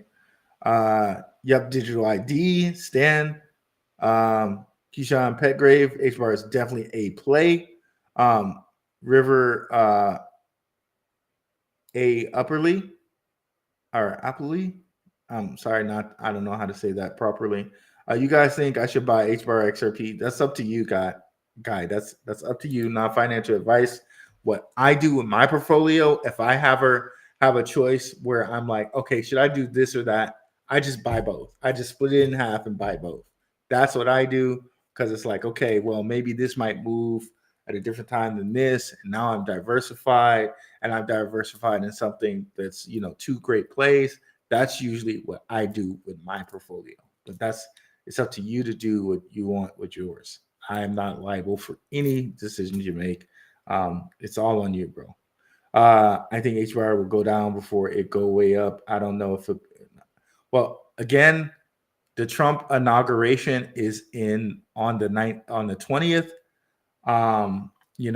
Again, do what you will, do what you want there, but that Trump inauguration is coming. And like I showed you guys with the price of Hedera, right? It's held pretty strong, even in this kind of little period where coins like Jasmy and LCX, again, both good plays I'm really high on, dipped down and came right back, right? While these dipped down and came right back, HBAR and XRP, they really didn't move. They really didn't move much at all. They just kind of just chilled. In fact, XRP went up, I think. So I would, with the Trump inauguration in literally a week, 7 days, I'm not sure you're going to get anything kind of better than what you got now. And again, if you're of the belief, which I am, that HBAR will hit $10 one day, how different is 27 cents from 30 cents? Or how different is 27 cents from 24 cents or 22 cents, right? How different is it? Not much. If you expect it to go to $10. That's my feeling about it, because what could happen is you're waiting for a dip, and then this happens, right? It goes from like imagine the person that was here was like, okay, it's going to go lower than 5 cents, and boom, right? That's why it's like, even if it's here at 6 cents, you're like, it's going to go lower. Okay, it went 2 cents lower, but wouldn't you rather have bought at 6 cents than have it like possibly go all the way to 20, right? Like, this is the game that you have to play with yourself, right? And if you're still, again, and if you're of that feeling, this is just what I do with my portfolio. This is what I'm sharing with you guys.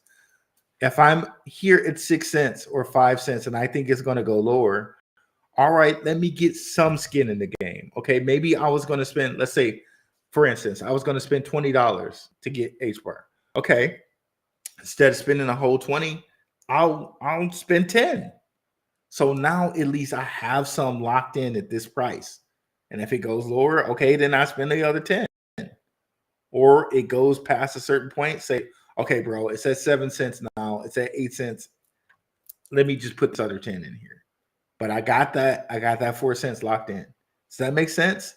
Like, a lot of times we think we're stuck with doing one way or the other, and you can split it down the middle and have the best of both worlds.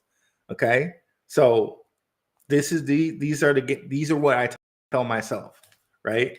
Okay, like, okay, if I do think it's gonna go down a little bit lower, okay, let me just get half of it then here, because maybe this is the lowest it's gonna go. But that's what I say to myself. I'm not telling you what to do. Do whatever works for you. Real estate, yep, tokenized real estate. And Dave Chappelle voice impersonating Rick James. You can tokenize a couch, Charlie Murphy. F your couch. Buy another one, you rich mother. Darknesses. Charlie Murphy. I love that video, bro. Oh, that's my favorite. That's my favorite Dave Chappelle of all time, bro. Yeah, I always look out for yours and Rue's content on YouTube. Honestly, you two are helping a lot of people with little return. Yeah, bro. I mean, this is YouTube, man. This is YouTube. I know, like, it's crazy. It's crazy. Like, for sure. Like, man, I agree. For both channels, I agree. 100%. Phantom B HBAR has its own Oracle-like protocol, Serial. Okay, I hadn't heard about that, Phantom B. I'll have to look into that. Jay Shear 2.0. What up, though? Rue, hope you have been good, fam. Been great over here, bro. Appreciate you. We got to link up soon for sure. Hey, bro. Yeah, when I'm next in Detroit, yeah, that'd be awesome, bro. That'd be awesome. Yeah, I got to get up there, man. See my fam. It's been a while. um, thanks, Leo. Appreciate that. Welcome, JShare 2.0. Pepe is and continues to pump. Adam Borski, jump on. Hey, it's up to you guys with Pepe. I'm not endorsing this or whatever. But one thing to say about Pepe, Robinhood did list it. So I mean, but again, we're talking HBAR this show. Pepe, if you want Pepe news, like go on the Pepe channel or whatever. We're not downing Pepe here, but the focus here is HBAR. Team X HBAR XRP. Okay, gotcha. Thank you for what you do, Rue. Appreciate it. Hemiotoposis. I hope I said that correctly. Ghost Shahid, what is up? What's up with these crooked streams? I don't know what you mean by that. I don't know what you mean by that. Should Focus Digital. Yeah, we're gonna have to talk about this Edera ecosystem. In Dr. Lehman Bear voice. I'm not even gonna try that in his voice, bro. Max, you crack me up, bro. I cannot with you over here, bro. I can't. I'm not gonna do it in Lehman Bear voice because it would sound racist, and I don't want to do that. I don't want to sound racist on here. I respect the man. I can't do it. You can probably do it in Lehman Bear voice. Max does the greatest impressions, y'all. By the way, y'all should hear his Mike Tyson impression. It is spot on, bro. What's up, Carol? B989. Hey, Rue, I'm here for it. Appreciate you. Stan, the year of utility, 100%. Let's see here. Should Focus Digital, Hedera improvement process. Yep. And then Onyx improvement proposal. Love it when I catch the same language. Okay, gotcha. Maximus was the king of house parties. I just know it. Oh man, I did go to some amazing house parties when I was young. Actually, used to throw a lot of house parties at my house. We had a really nice house in Detroit, and my mother was like, basically like, okay, I'd rather have them here at my house with you here at my house than to have you go to a house party at their house. So they were usually at my house during middle school.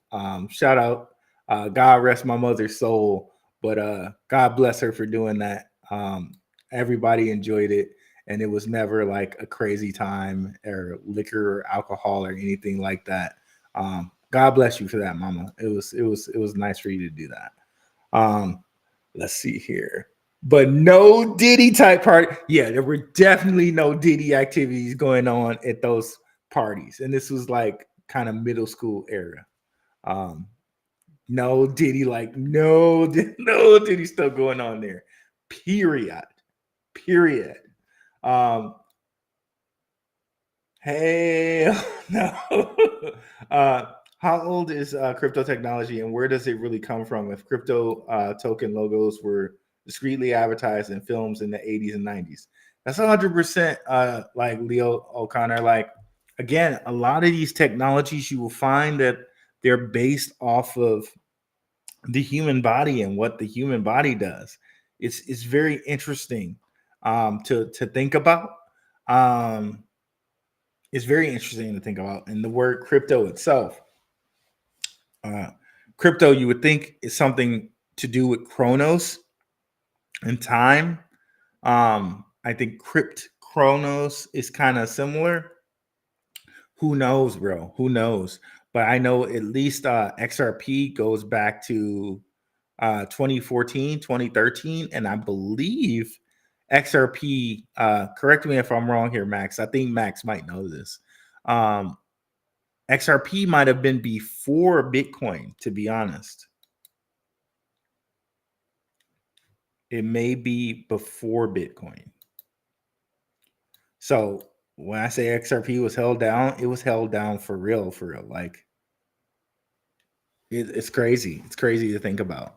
But yeah, if they like, who knows, man? It's you could go like really far out with some theories there, and you probably wouldn't be wrong, right?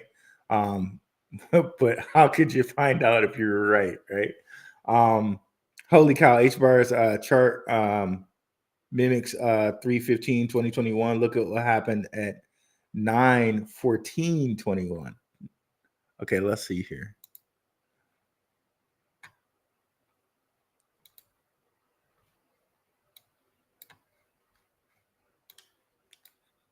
Okay, I need to go to the Binance chart.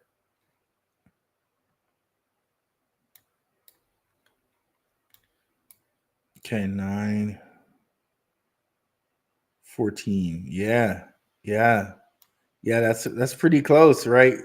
Yeah, this is really, yeah. This is like spot on, bro. You're dead on there, Max. Dead on there. Oh, like look at that, guys. Almost to like a T, right? But then do we actually get it? Just is this the time where it actually decides to really just break out of this thing and head over $1? Let's see, bro. Let's see.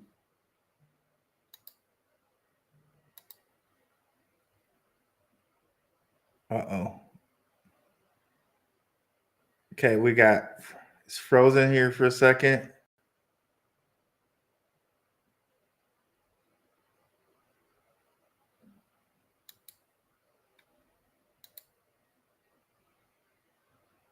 If I keep pressing buttons, it's probably not gonna be nice to me. Let me close some stuff.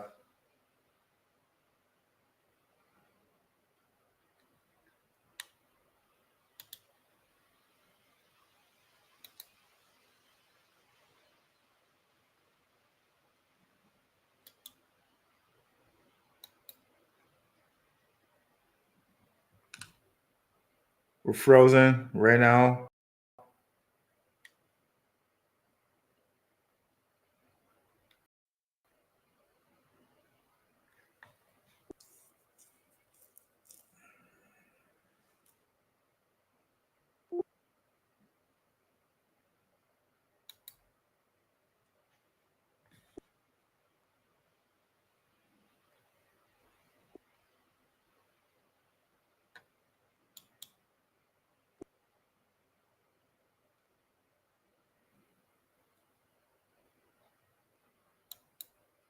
Oh, it froze up.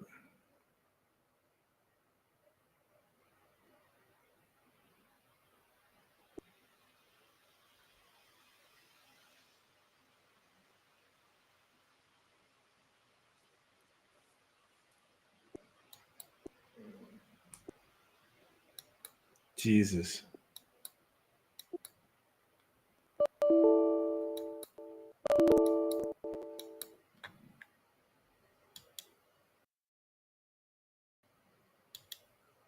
Uh-oh.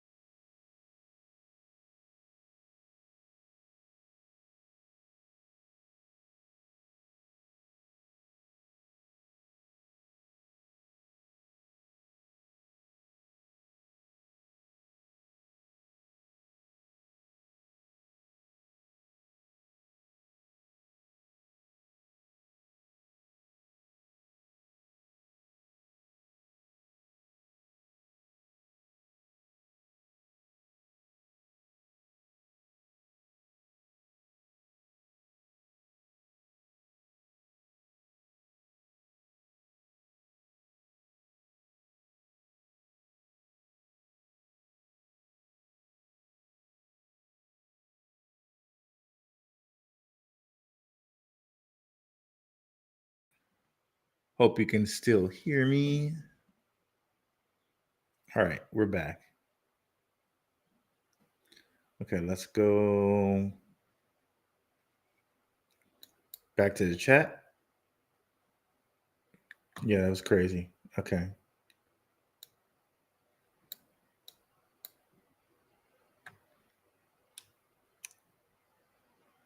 See my sis in the chat there. Thanks for coming, sis. Okay. All right, we'll go back to the screen share here. Entire screen. Boom, boom, boom, boom. And we're back like we never left. There we go. Okay.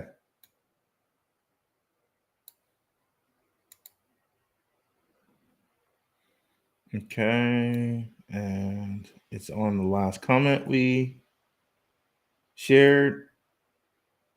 So we can pick right back up there. Okay, boom.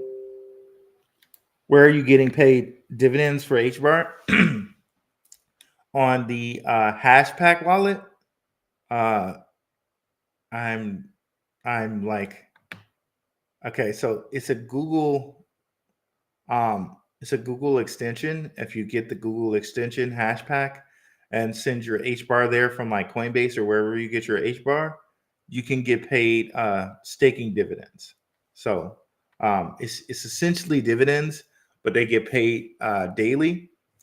So it's called staking. So if you're new to crypto, like you can stake your crypto, and you always got to be careful with staking cryptos. You want to stake with a reputable, like a good audited system. But this is actually through HBAR itself. So if you go onto Hashpack, you pick one of the Hedera like council members to stake with, it's pretty safe. It's pretty safe. Again, not financial advice or anything. Choose for yourself if you want to stake or not. But that's where you can stake Hedera with Hashpack.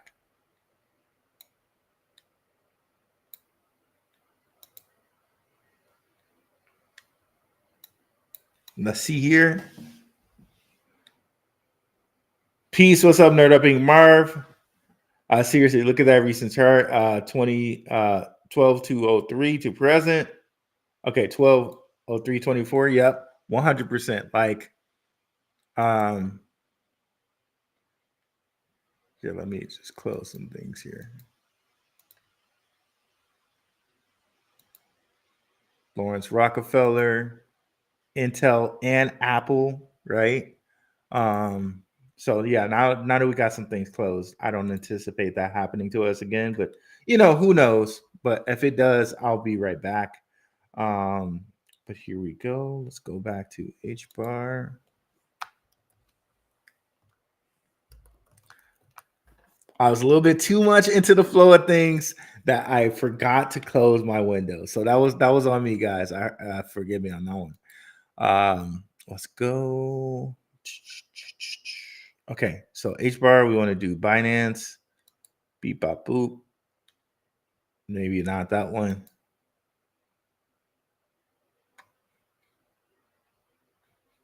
Okay, let me see.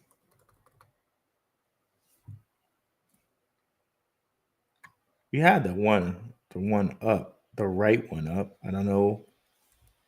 USD. Okay, there we go.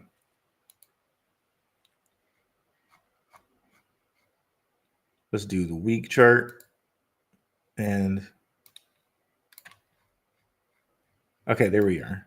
So yeah, this is really, really close here. I'm really interested in seeing what's going to happen here in January. Excuse me, because I think we might just hit a new all-time high, right? Like I really thoroughly kind of believe that. Like instead of it going, we just might do something. I can't wait, guys. I can't wait. I'm not gonna speculate, but I can't wait. OG Fly Guy 81 sound like XRP. Buy when it dips. Rudy Perez.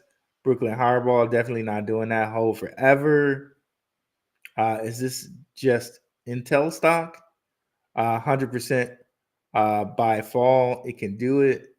Where we staking HBAR? I think, okay, we covered that one. Dove is one. Oh, Dovu. Okay, one good one. The DCA into that one. Dovu integrated HBAR into its Guardian system. We might have to do a show. Hey, bro. Yeah, Chick Focus. We could definitely do a show, bro. We can definitely do a show. Can you explain staking HBAR with a general council member nodes? Yeah, you just do it on the HBAR on a hash pack. It's really, really easy. They make it really easy. So once you start staking on there, like whenever you put any more Hedera on there, it's like automatically staked. You like just go on there, beep bop boop, set it up. You can do it through your ledger if you want to. I have it just actually on their hashpack wallet. It's not in my ledger actually, because when I staked it, they didn't have the ability to do ledger. But now they have the ability to do ledger. And again, ledger is owned by Tim Draper. Disclosure Crypto, what's up? Gary Network? Nah, not today, bro. But we usually do lick Gary for you, but not today, bro. Want to just keep it HBAR. Can you? And we explained that. David Middleton, Say looking cheap. I have none. Yeah, Say does look pretty cheap out here. Ross Hutton, excuse me. Boeing will use HBAR for what? I don't know, bro. That's a good question. Like, what will they use HBAR for? But I'm sure they'll use it for something. Because just like we discussed, right? I think it is one of those type of deals where it's like, okay, we're going to be a part of HBAR and we're going to use HBAR for stuff. There's so many use cases for defense, for aviation, for anything that Boeing does with satellites. There's tons of reasons why Boeing could use HBAR. HBAR easy to hold on decent from uphold. HBAR was like 4 cents and then bam, 17 in like a week. 100%. And so many people gave up on HBAR in that point in time. And you got to understand, like, these guys, they can do this to you, bro. They can do this to you. And it was so many people, meme coin. And man, like, it makes me sad. I know, but it's people, you have to make your own choices, and think about being in this for the long term, the long game, right? Let's see, is there some way I can? Let me just turn off the Telegram for a second here.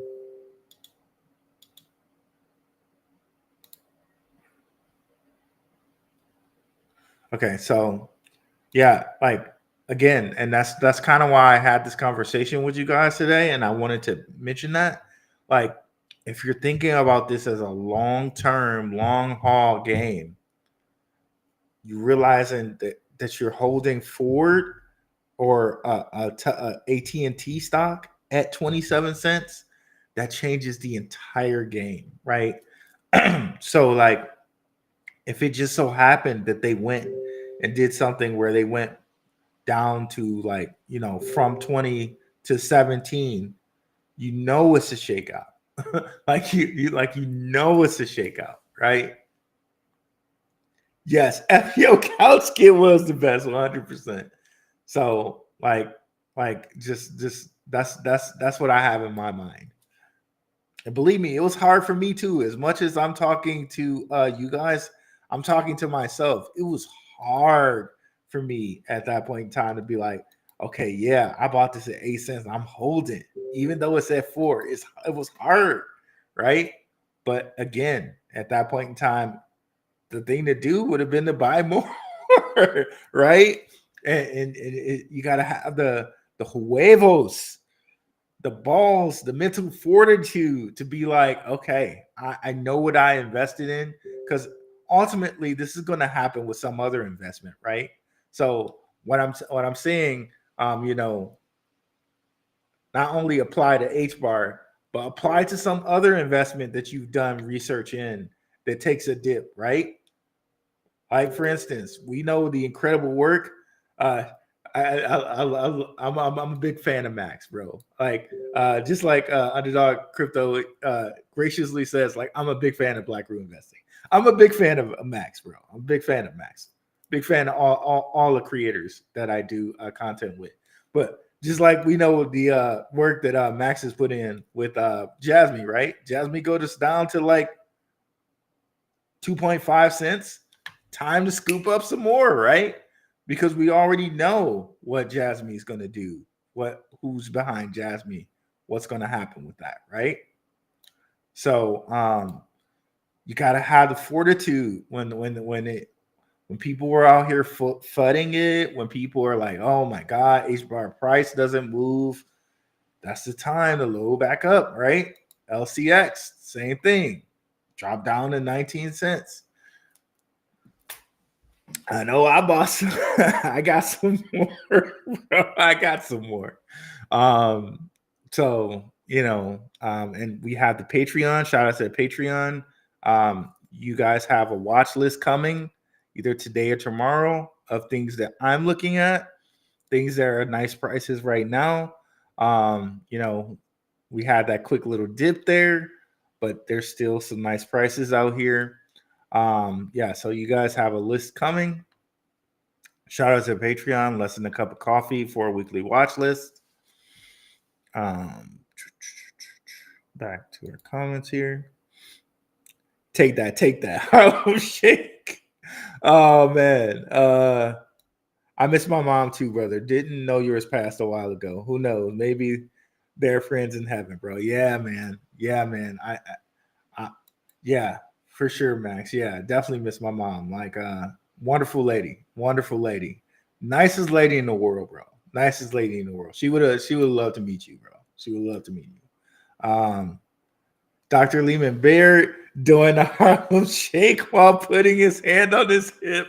The market likes to dip. When it dips, I dip my chip. I place my chips in my dip. Yes, the ranch, no pants. I drink and sip. There we go. and not in Lehman Bear voice, because I would sound racist if I did it in Lehman Bear voice. Definitely respect that man for sure. Max is hilarious, guys. I'm telling you, Max could do like a whole comedy special, bro. And I would watch that boy. What is best wallet to store Velo on? I like the Decent wallet. Shout out to Max. He has a discount code for Decent wallet. I might have to figure out how to do that. Get a discount code for you guys for Decent wallet. But go over to Max's channel and get a code for Decent wallet. That's where I have my Velo on, and I use Maximus's code. Use Decent wallet. That works really well for me. Did I miss Back to the Future HBAR? What's up, Michael Peters? And what's up, Shawnee Sean 06? That's so nice of you, Max. That's my sister, y'all. Say hi to my sister. Yeah, that was nice of Max to say something nice about Mama. I was just being a goofball. You still have the voice. Okay, yep, we're back. Hi, Bullish Choices. Did I miss Bullish Choices comment? I said everybody's name except for.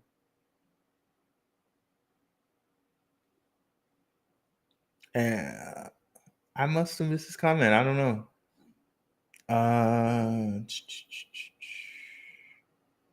Okay, where are we at?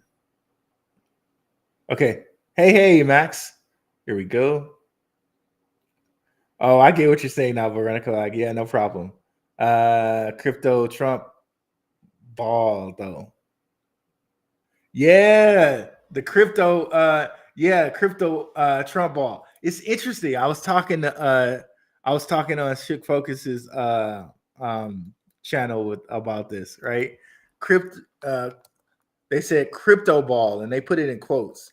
Every time they put something in quotes, you got to look at it. And so crypto ball, and this is gematria. I'm just following the patterns, right? So 1, 4, 2, that's 7. That's 7 there, right? So it's always 7, 7, and if you add 1 plus 46, that's 11, right? So crypto ball, right? 7-11, that's a pattern you will see in a lot of like famous companies, right? Like if I go Amazon. So these names are not by mistake, bro. 7, 7, and 9 plus 2 is 11. So 11, 11. Walmart.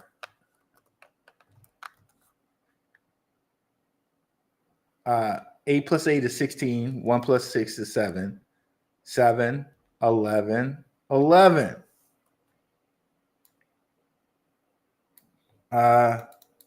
Virgin Galactic, Richard Branson. 7 plus 9 is 16. 1 plus 6 is 7. 7, 83. Murder Red Rum by Numbers, that Sandra Bullock movie, but 3 plus 8 is 11.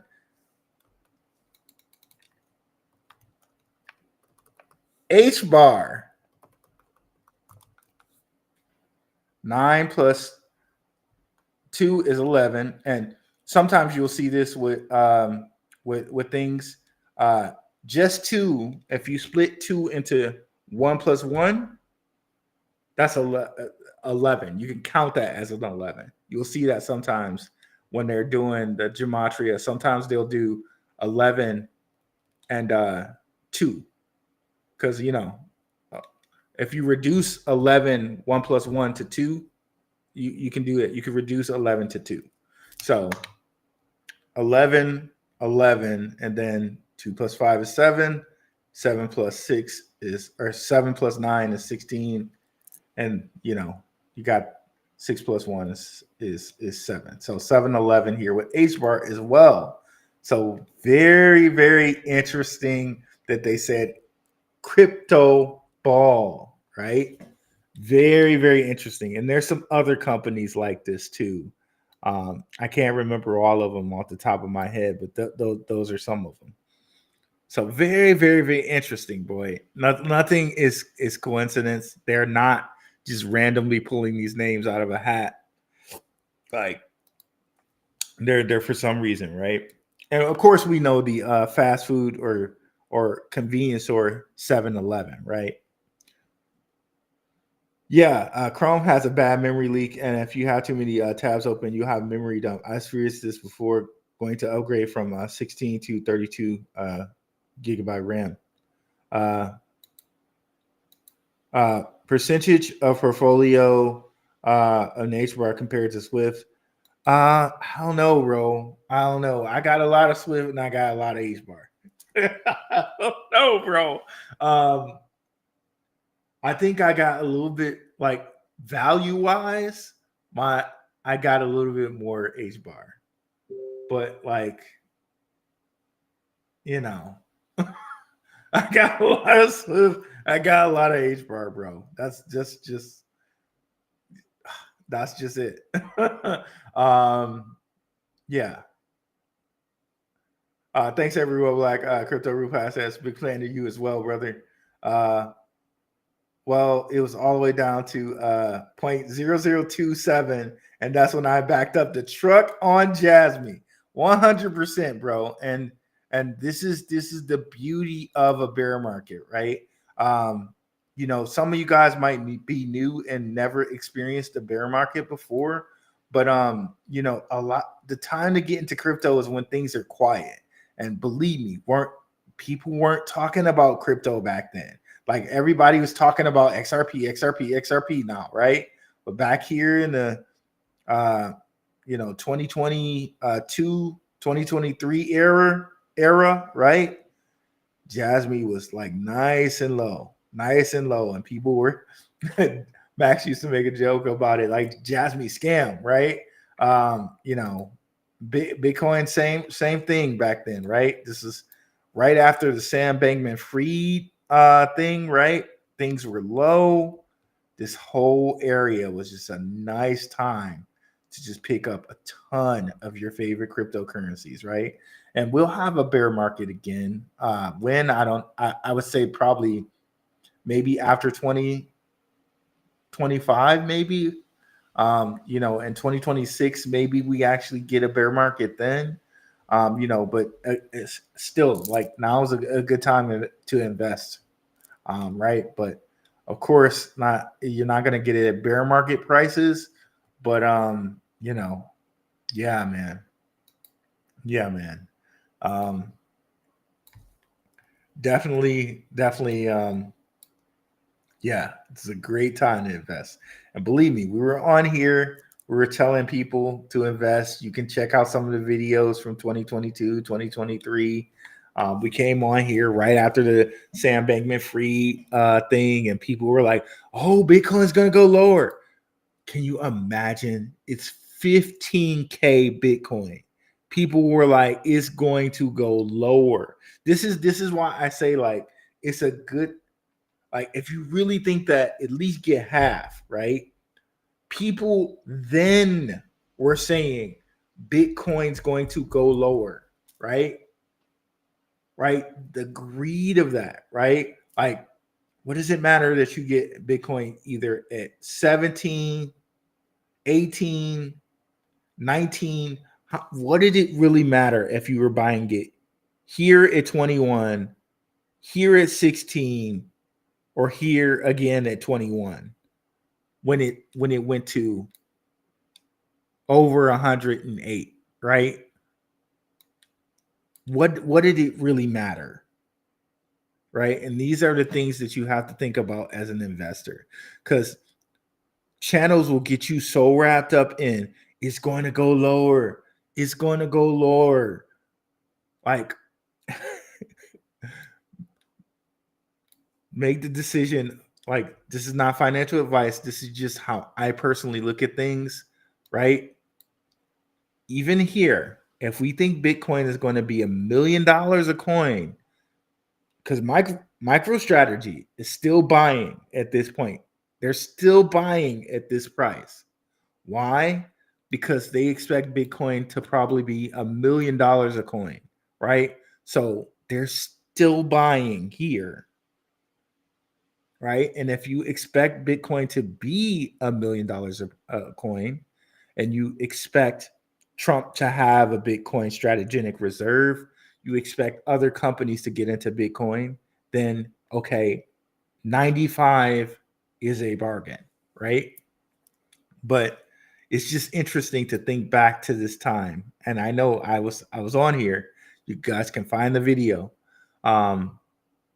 It's interesting to think that people were bamboozled out of thinking that was the lowest Bitcoin was going, or out of buying then, because they're trying to get the lowest price, when it's like, okay, well, split it in half and then pick some points, right? Like, okay, I'll buy here at 15. If it goes lower, I'll buy some more. Like, if it goes to 12, I'll buy some more. Or if it goes higher than 17, okay, I'm just going to buy. Because my thought pattern is it's going to be worth way more than it is right now. Same thing here with the conversation that we're having about HBAR. If you're thinking HBAR is going to be, like, I guess that's the way to, like, really think of it. If you're thinking HBAR is going to be at $10 a coin, then you're buying here at 27 cents, bro. Going back to our whole Intel analogy.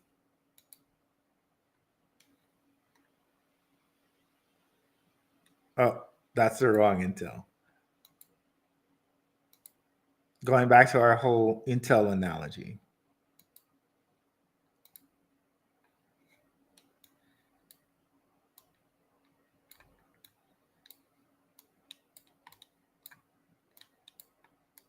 Even if you were buying Intel here at $1, right? And I bet people that bought it here at $1.83 felt really ripped off when it went down to 40 cents. I bet they felt like, man, I'm not doing stock again, bro. I just brought this at $1. I just, it's 40 something cents now. I done lost like, this is me pretending like I bought it at $1, whatever. Y'all get it. I'm never buying stock again, right? But if their mindset was, okay,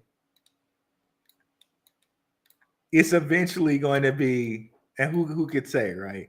It's eventually going to be a $70 stock. Then what does it matter that I bought it even at $1 and I had to wait all the way till that, right? That's the thought I have in my head when I'm buying these things, right? Because I don't have the pay that I'm going to get paid in 2 weeks right now or whatever, or however that works, right? However I get paid. In 2 weeks, I'm going to have to pick another low price and get back into whatever I want to get into, right? So I don't know. That's just how I look at it.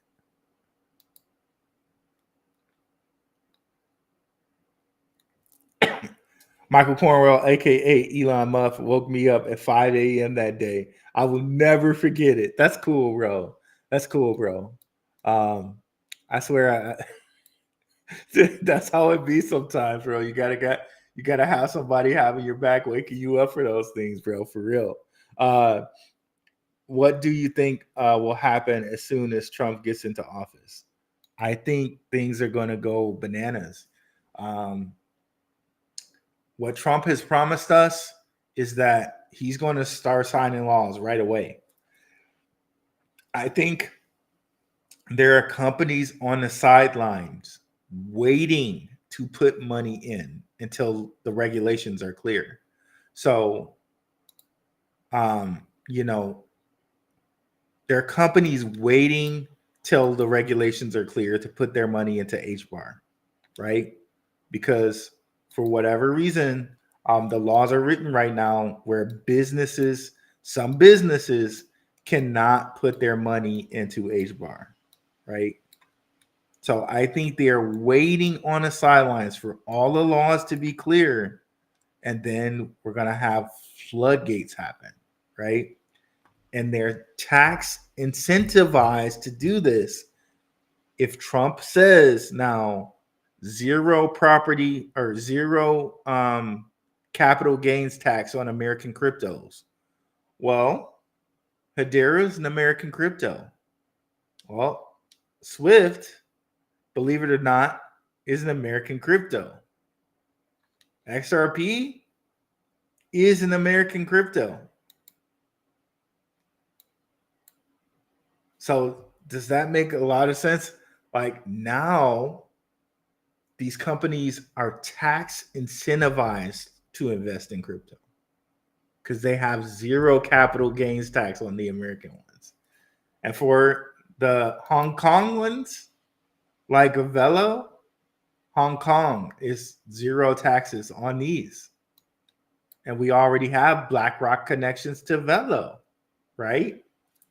And we know a Blackrock, a securitized advisor is going to be the SEC chair, right?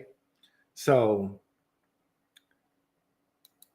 I think we're going to have some explosive times for the month of the ending of January and February, or like from the end, like from when Trump gets in office all the way to like the beginning of March. There's supposed to be an eclipse in March, and that's when I think we get a pullback. But this is not financial advice. This is just what I'm thinking. Okay, I think it's going to be bananas. I used to be on an improv team back in 2007. That's cool, bro. I never did I don't know if you know about this about me, Max, but I used to act on stage. I used to do on stage acting, and I was in this really, really bootleg independent movie. Like I'm on IMDb, so I did a little acting back in the day, but I did not do any improv. No, wait, I might be a little bit lying on that. I did the very little bit of improv for Second City, Detroit. I did a little bit of improv, so just a little bit of improv. But yeah, bro, I love acting. It's really fun. It's really fun. But now it all makes sense, bro. Now it all makes sense. Now it all makes sense. Velo works with Decent Wallet pretty well. A significant discount for Decent, brother. A big quick sell off, then super pump. I think it's over now. I think it's done. That was a sell off. Dr. Lehman Baird voice again. I have respect for the rule. When you drool, he rules all fools. Respect. God damn it, bro. Okay. Let me do this again, and I'll try to do it straight this time. I have respect for Rue. When you drool, he rules all fools. Jeez, tongue twister there. Research on my mind, be kind, open mind, no blind. Respect for the game, no shame, all game, big fame. Bars out here, bro. Okay, I'm done. Being a goofball. Fun stream though.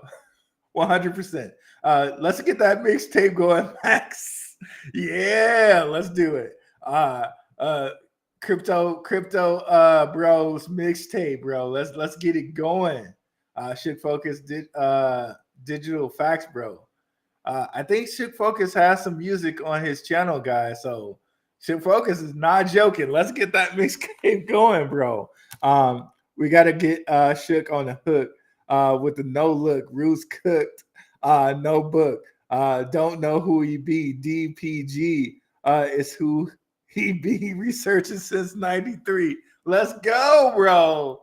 This guy got some bars over here, bro. Mic drop. Always wondered with Mika and ISO. What's up, Bocephus Williams? Thanks for joining the show. ISO and Mika coming into play with the liquidity HBAR is providing. In theory, wouldn't the price volume continue to rise, especially as a long-term holder, right? Well, like we heard from Lehman Baird and whatnot, right?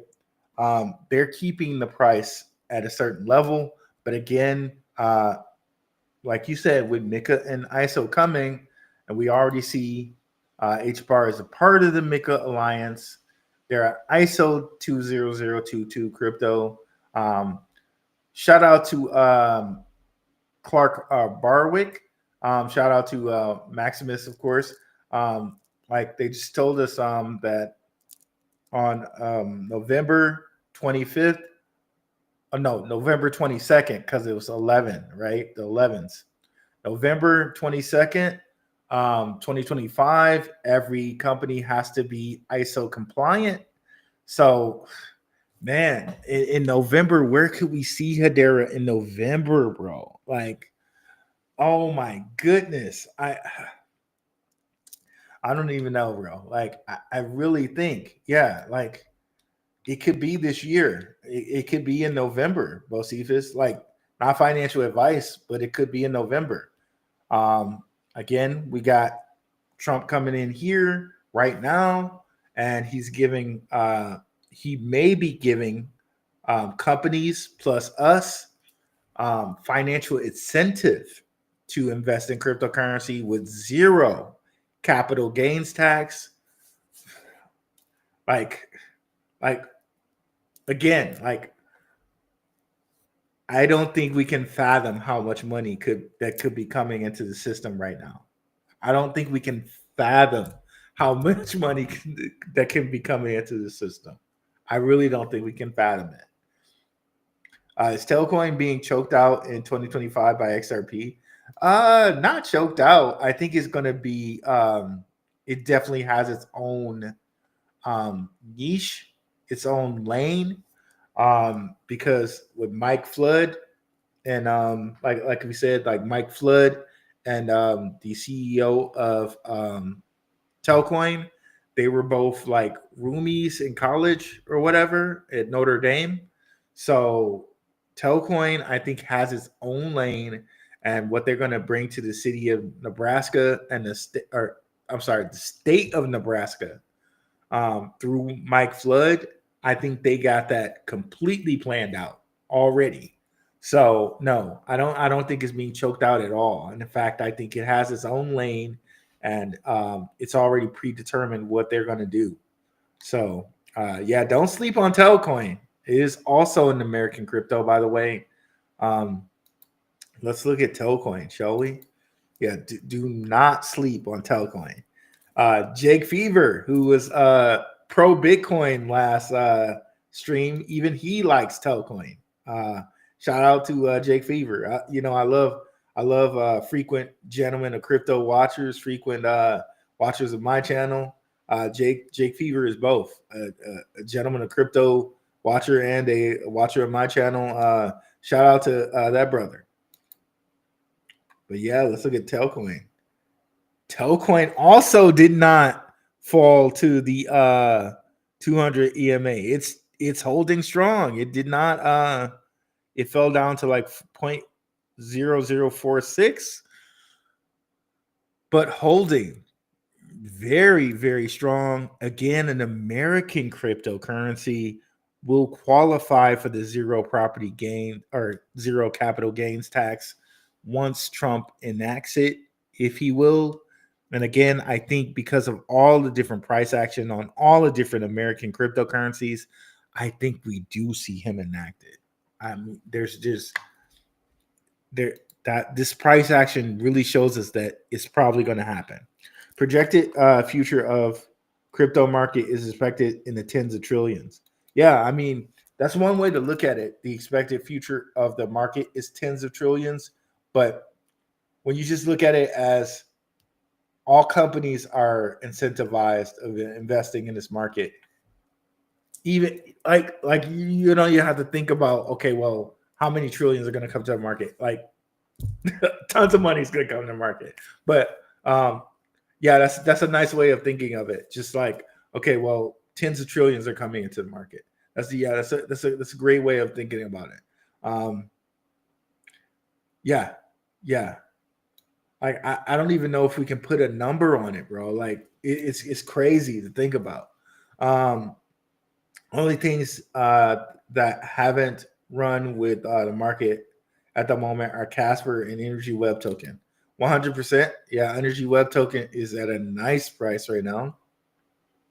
Bocephus Williams, thank you for the thumbs up, bro. Is Musk off his rocker, or does he believe in Doge? Thanks. Doge is being custodied by companies. So I honestly think Doge will have its place.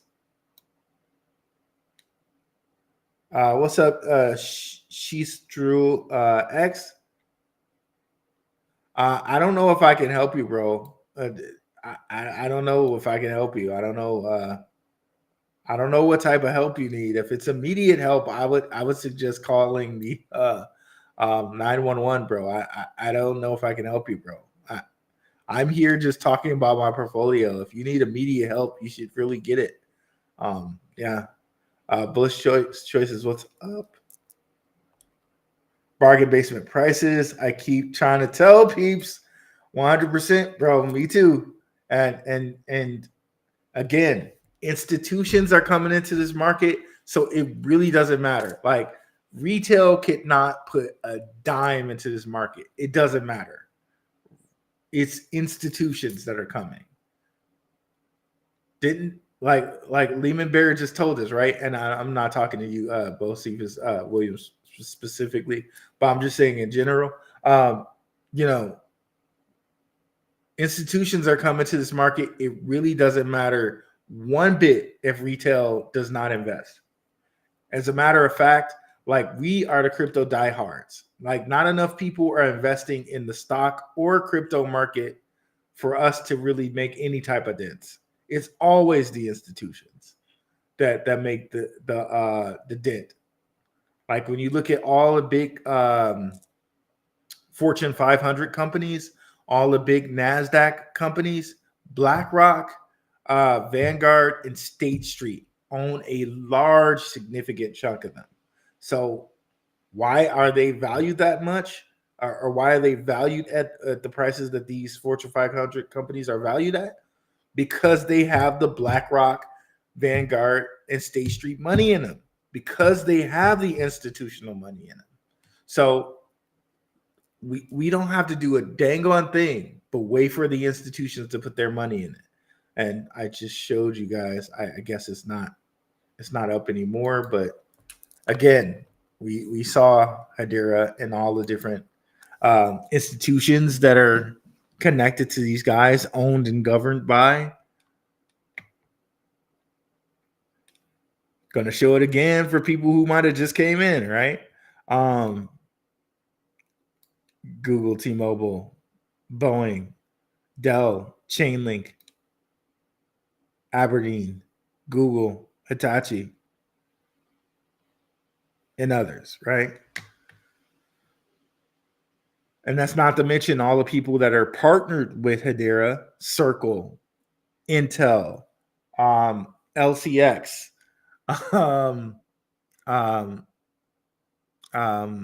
NVIDIA, right?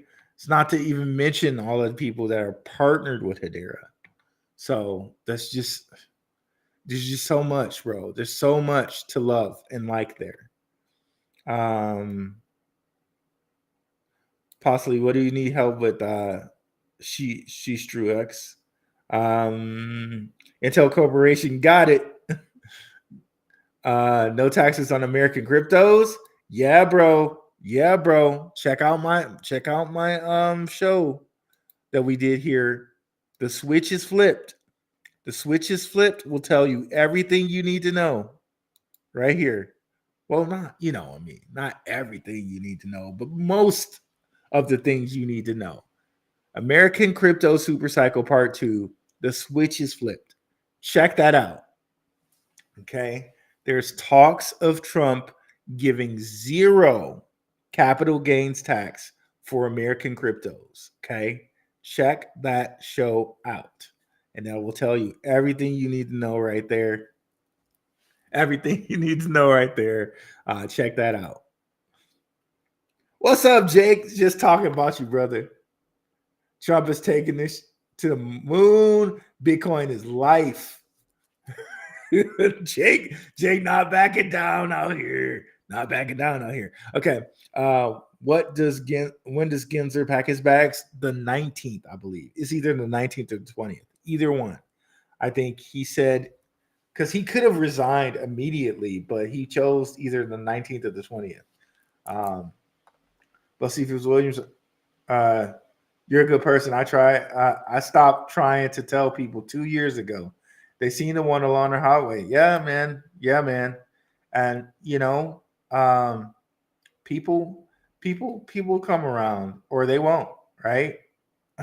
They won't. Just be like, okay, well, when I came to you 2 years ago, when you roll up in that Porsche, Bocephus Williams, when you roll up in the Porsche, like, hey, bro, I came to you 2 years ago. You ain't want to listen. You didn't want to listen.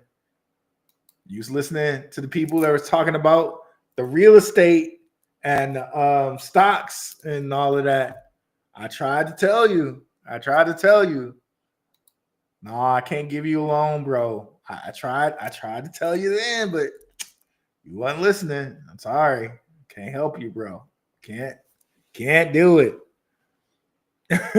Can't do it, bro. Solana and memes. Nah. Like, well,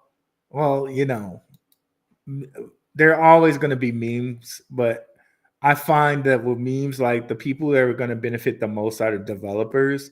You can get really crazy into like searching memes and trying to search wallets that are getting in first on memes. And some people know how to do that. It's not something I focus on because I'm focused on long-term investments. When you get into some of these memes, like they gotten to the point now where they'll do like false meme coins. Like they'll put out like 6 or 7 or 10 of the same meme coin just to throw people off. Like they gotten to that point with it now. And they got to the point where like they'll do like the contract will be so you can't get your money out of certain meme coins if you don't know if you got into the wrong one. So it's a cruel world out here with those meme coins, bro. Like that's why it's just like, okay, well, if that's the way you want to go with it, you can go ahead and go that way. But that's not, for me personally, that's not where I'm at. I'm at with it. Yeah, I'd rather put my money in something like this, like a HBAR, which I can see where the message is, I can see where they're headed, and I rather play the long game that way. But yeah, there are people that make money with memes, and yeah, that's not my focus. Which will be the best place to relocate when Trump grabs Canada, Greenland, and Panama? Well, I mean, check out my guy, IP. I'll probably be doing a stream with him. I know people think of,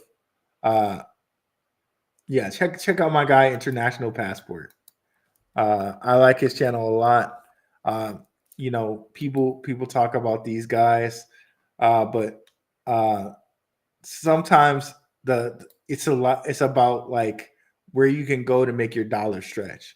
It's not always about the ladies. Sometimes it's about the ladies, but sometimes it's about, okay, where can you go to make your dollar stretch and still have the amenities of an American place or a British place, right? And I like International Passport. You can check out his channel. He's a good brother. But yeah, I used to be in theater in high school and elementary school. Loved it. A crypto thespian. Had to be. Why doesn't Mance Harmon get any love?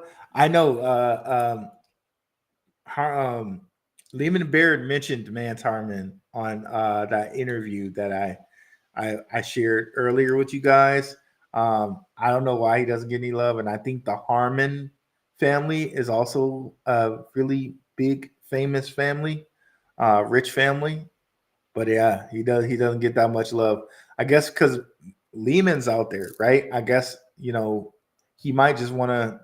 The Harmon guy, he might just want to be in the background. He might not want to be out there like Lehman is. Correct. The ISO 20022 MT messaging coexistence period ends in November 2025, and the mandate for ISO 20022 is also November 2025. So very big news there. This means Swift has to be on ISO 20022 period with the T period. No, I'm just kidding, y'all. And banks have to use it, period.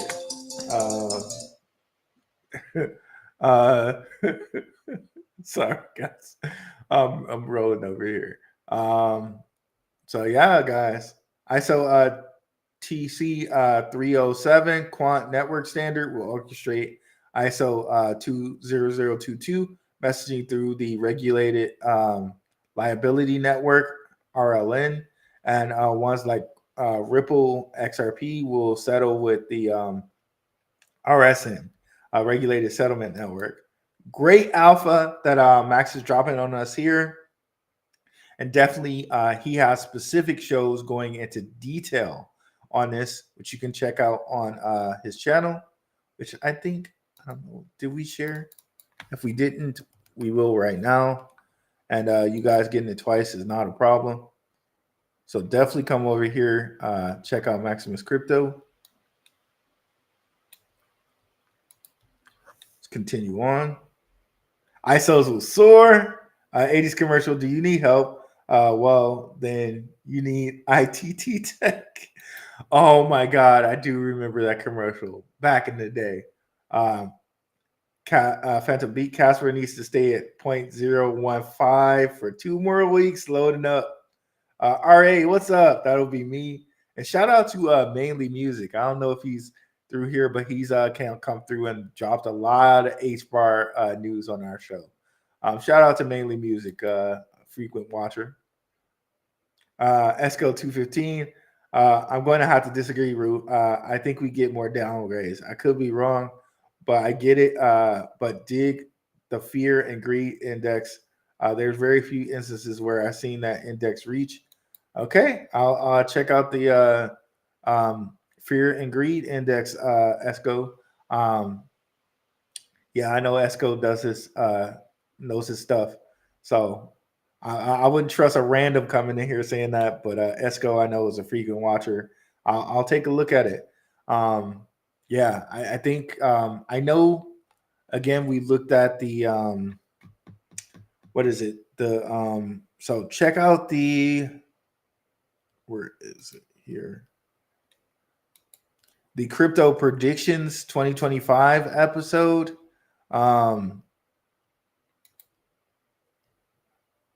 So check this episode out, guys. We did some predictions from Van Eck, Galaxy, and one other place I can't remember. But yeah, I'll check out the Fear and Greed Index. I don't usually look at that one, so it'll be nice to put that in the repertoire. Trading volume for 24 hours is crazy. 478 plus mil. Extreme greed and didn't fall to fear levels before rebounding. Trump will be a multi-billionaire by the time he leaves office. 20th, same day Trump gets in office. Okay, thank you, RA. This is when Gensler is resigning. Gensler stated on his X earlier, tomorrow I'll be on CNBC at 8 a.m. ET and on Yahoo Finance at 3 p.m. Okay, ooh, Gensler about to talk. So be sure to tune in, guys, tomorrow on CNBC at 8 p.m. Eastern Time, and then on Yahoo Finance at 3 p.m. Eastern Time. Tune in. Gangster. Leave Canada alone. Yes, leave Canada alone. And the next the next of Drake's next album, and tour bus. Oh, I like Drake. Yeah, he's a Toronto guy.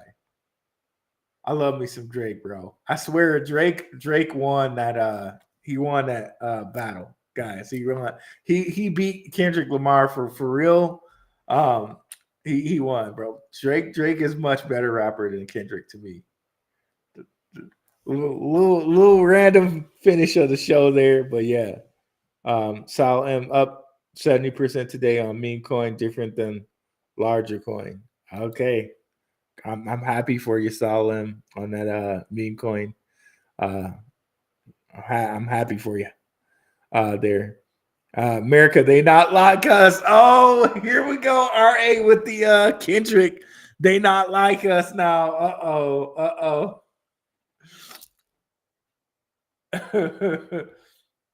Drake won. What? I'm trying to keep it PG in here, bro. I'm trying to keep it PG. Oh my goodness. All right. We agree to disagree. We all drinking here today, all day, Bray, all day. Canada boss. Yeah. But lovely numbers, guys. Thank you guys so much. 71 on the Black Roo Twitter. If you haven't liked and subscribed to the YouTube where we're monetized, please do so. We're also trying to monetize the X. Definitely please like and subscribe on the YouTube as well as the X. And also definitely like and subscribe to Gentlemen of Crypto as well. So thank you guys so much for coming through. Please like and subscribe to all three places. Thank you guys so much. Canada, they not like us. Instead, you get Trump for they buy us. Wait. I messed it up. Dang. Let me say it again. What's up, Renee? Thank you. You're very welcome. Canada, they not like us. Wait. I like these. They not like us. Instead, you get Trump for they can buy us. Oh, I get it. The us in the U.S. Okay, and they take maple syrup and tokenize that ish and get a free pass with ETH gas and Ripple tearing up that ish. See, I messed that all up. But now I want some freaking pancakes because he said maple syrup. Oh man, that's terrible. That's terrible. I'm such a fatty, y'all. Such a fatty. I want some pancakes now, y'all. So maybe now I got to go to IHOP because I want some pancakes. That's crazy. But thank you, brother. Late, but always thank you for your time. Of course, no problem. No problem. Appreciate everybody that came through. I'm considering being on tomorrow as well around the same time. So definitely come through tomorrow. We'll have another show. Thank you guys for all coming through. Thank the content creators who came through. Thank you, Max. Thank you, Shook Focus Digital. Shout out to my guys there. I'm out. Peace, guys. Have a good